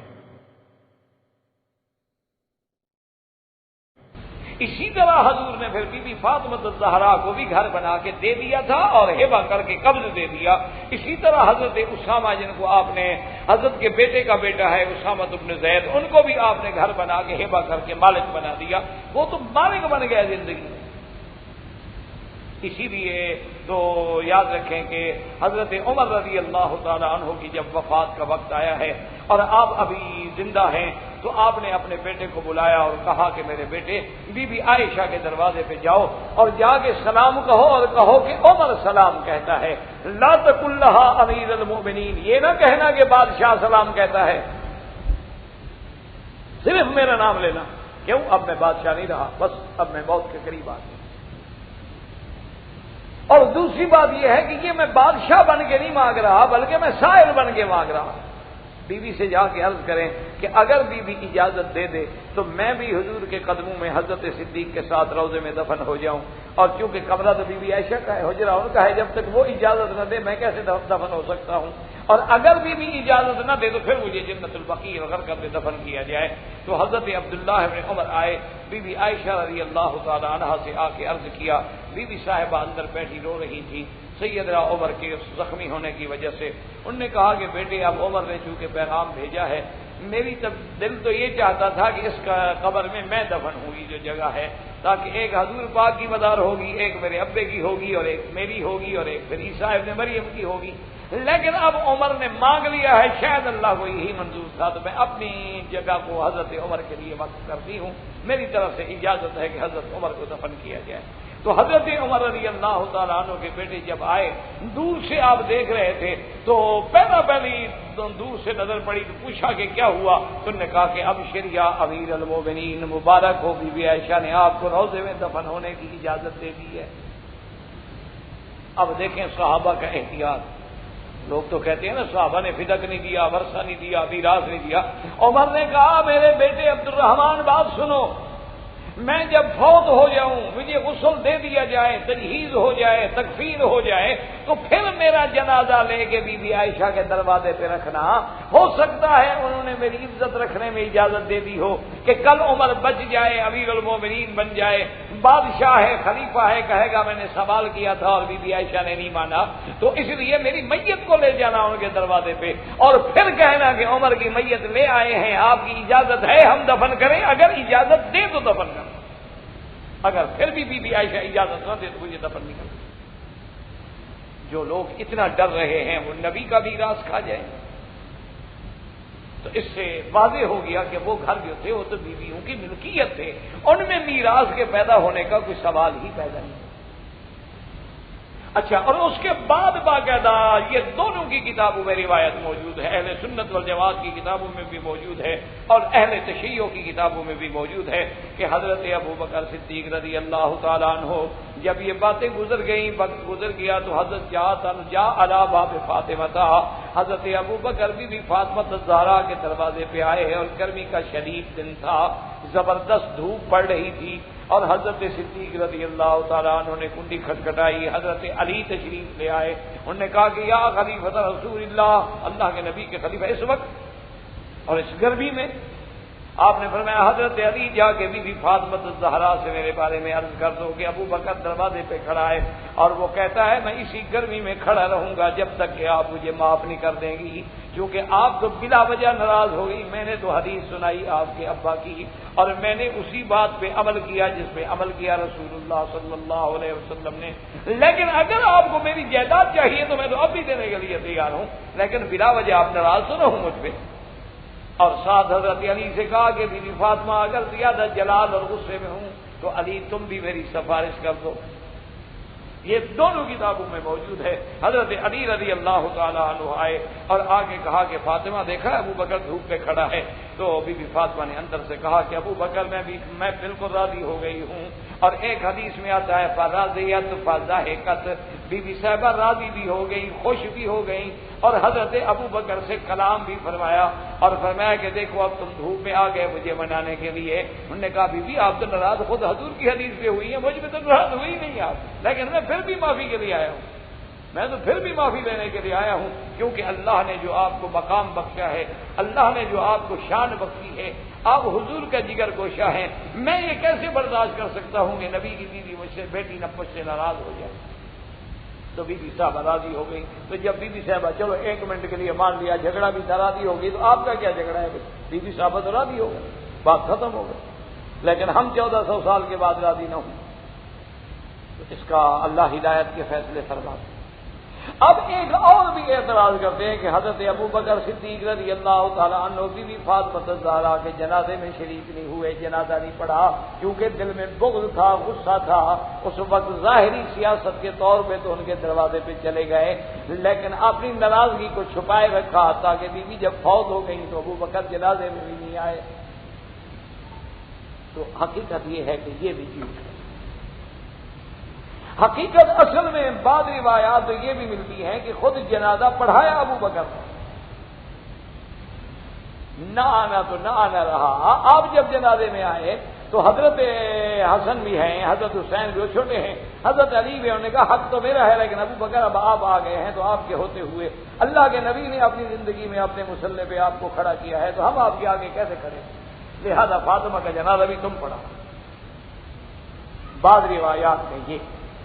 اچھا، اگر ہم یہ روایات نہ بھی مانیں تو بعض روایات جو ہے وہ یہ ہیں کہ بی بی فاطمہ الزہرا نے خود وصیت فرمائی تھی، حضرت علی رضی اللہ تعالیٰ عنہ کو فرمایا تھا بی بی فاطمہ الزہرا نے کہ اسماء اور آپ مجھے غسل دیں اور رات میں مجھے غسل دیں اور رات میں مجھے دفن کر دیں تاکہ میری طبیعت یہ بھی گوارا نہیں کرتی۔ الحمدللہ زندگی میں میرے بدن پہ کسی کی نظر نہیں پڑی، میں چاہتی ہوں کہ رات میں دفن ہو جاؤں، میری میت پر بھی لوگوں کی زیادہ نظر نہ پڑے۔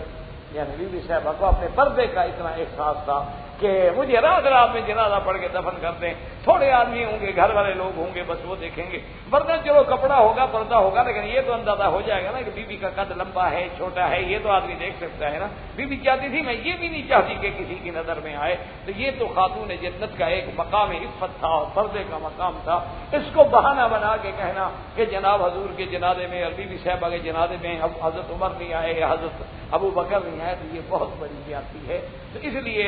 بعض روایات میں یوں ہے کہ انہوں نے بعد میں آ کر جنازہ پڑھا اور حضرت علی سے پوچھا کہ آپ نے یہ کیوں کیا، تو حضرت علی نے کہا کہ یہ وصیت تھی فاطمہ الزہرا رضی اللہ تعالی عنہا کی، میں نے اس پہ عمل کیا ہے، میں کیا کر سکتا ہوں، یہ تو سیدہ کی اپنی وصیت۔ تو الحمدللہ ثم الحمدللہ کہ ان مسائل ابی بکر میں نہ کوئی حقیقت ہے، نہ کوئی دلیل ہے، نہ کوئی سند ہے، بلکہ بلا وجہ کا بغض ہے۔ سیدنا ابو بکر تو وہ ہے جس کو اللہ نے وہ مرتبہ بخشا ہے کہ ثانی اثنین اذ ہما فی الغار، اسی لیے کسی نے کہا تھا کہ وہ کتنا بڑا مرتبہ ہے کہ وہ ثانی اثنین ہے اور غار کا ساتھی ہے، اور جس کے صحابی ہونے پہ نفس قرآن ہے کہ اذ یقول لصاحبہ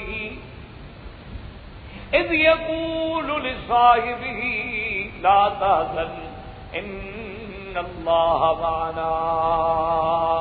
اللہ تبارک و تعالی آپ کو بھی اور مجھے بھی تمام صحابہ کی محبت نصیب فرمائے، اہل بیت کی محبت نصیب فرمائے، حق بات سمجھنے کی محبت نصیب فرمائے اور اس پہ عمل کرنے کی توفیق عطا فرمائے۔ وآخر دعوانا الحمدللہ رب العالمین۔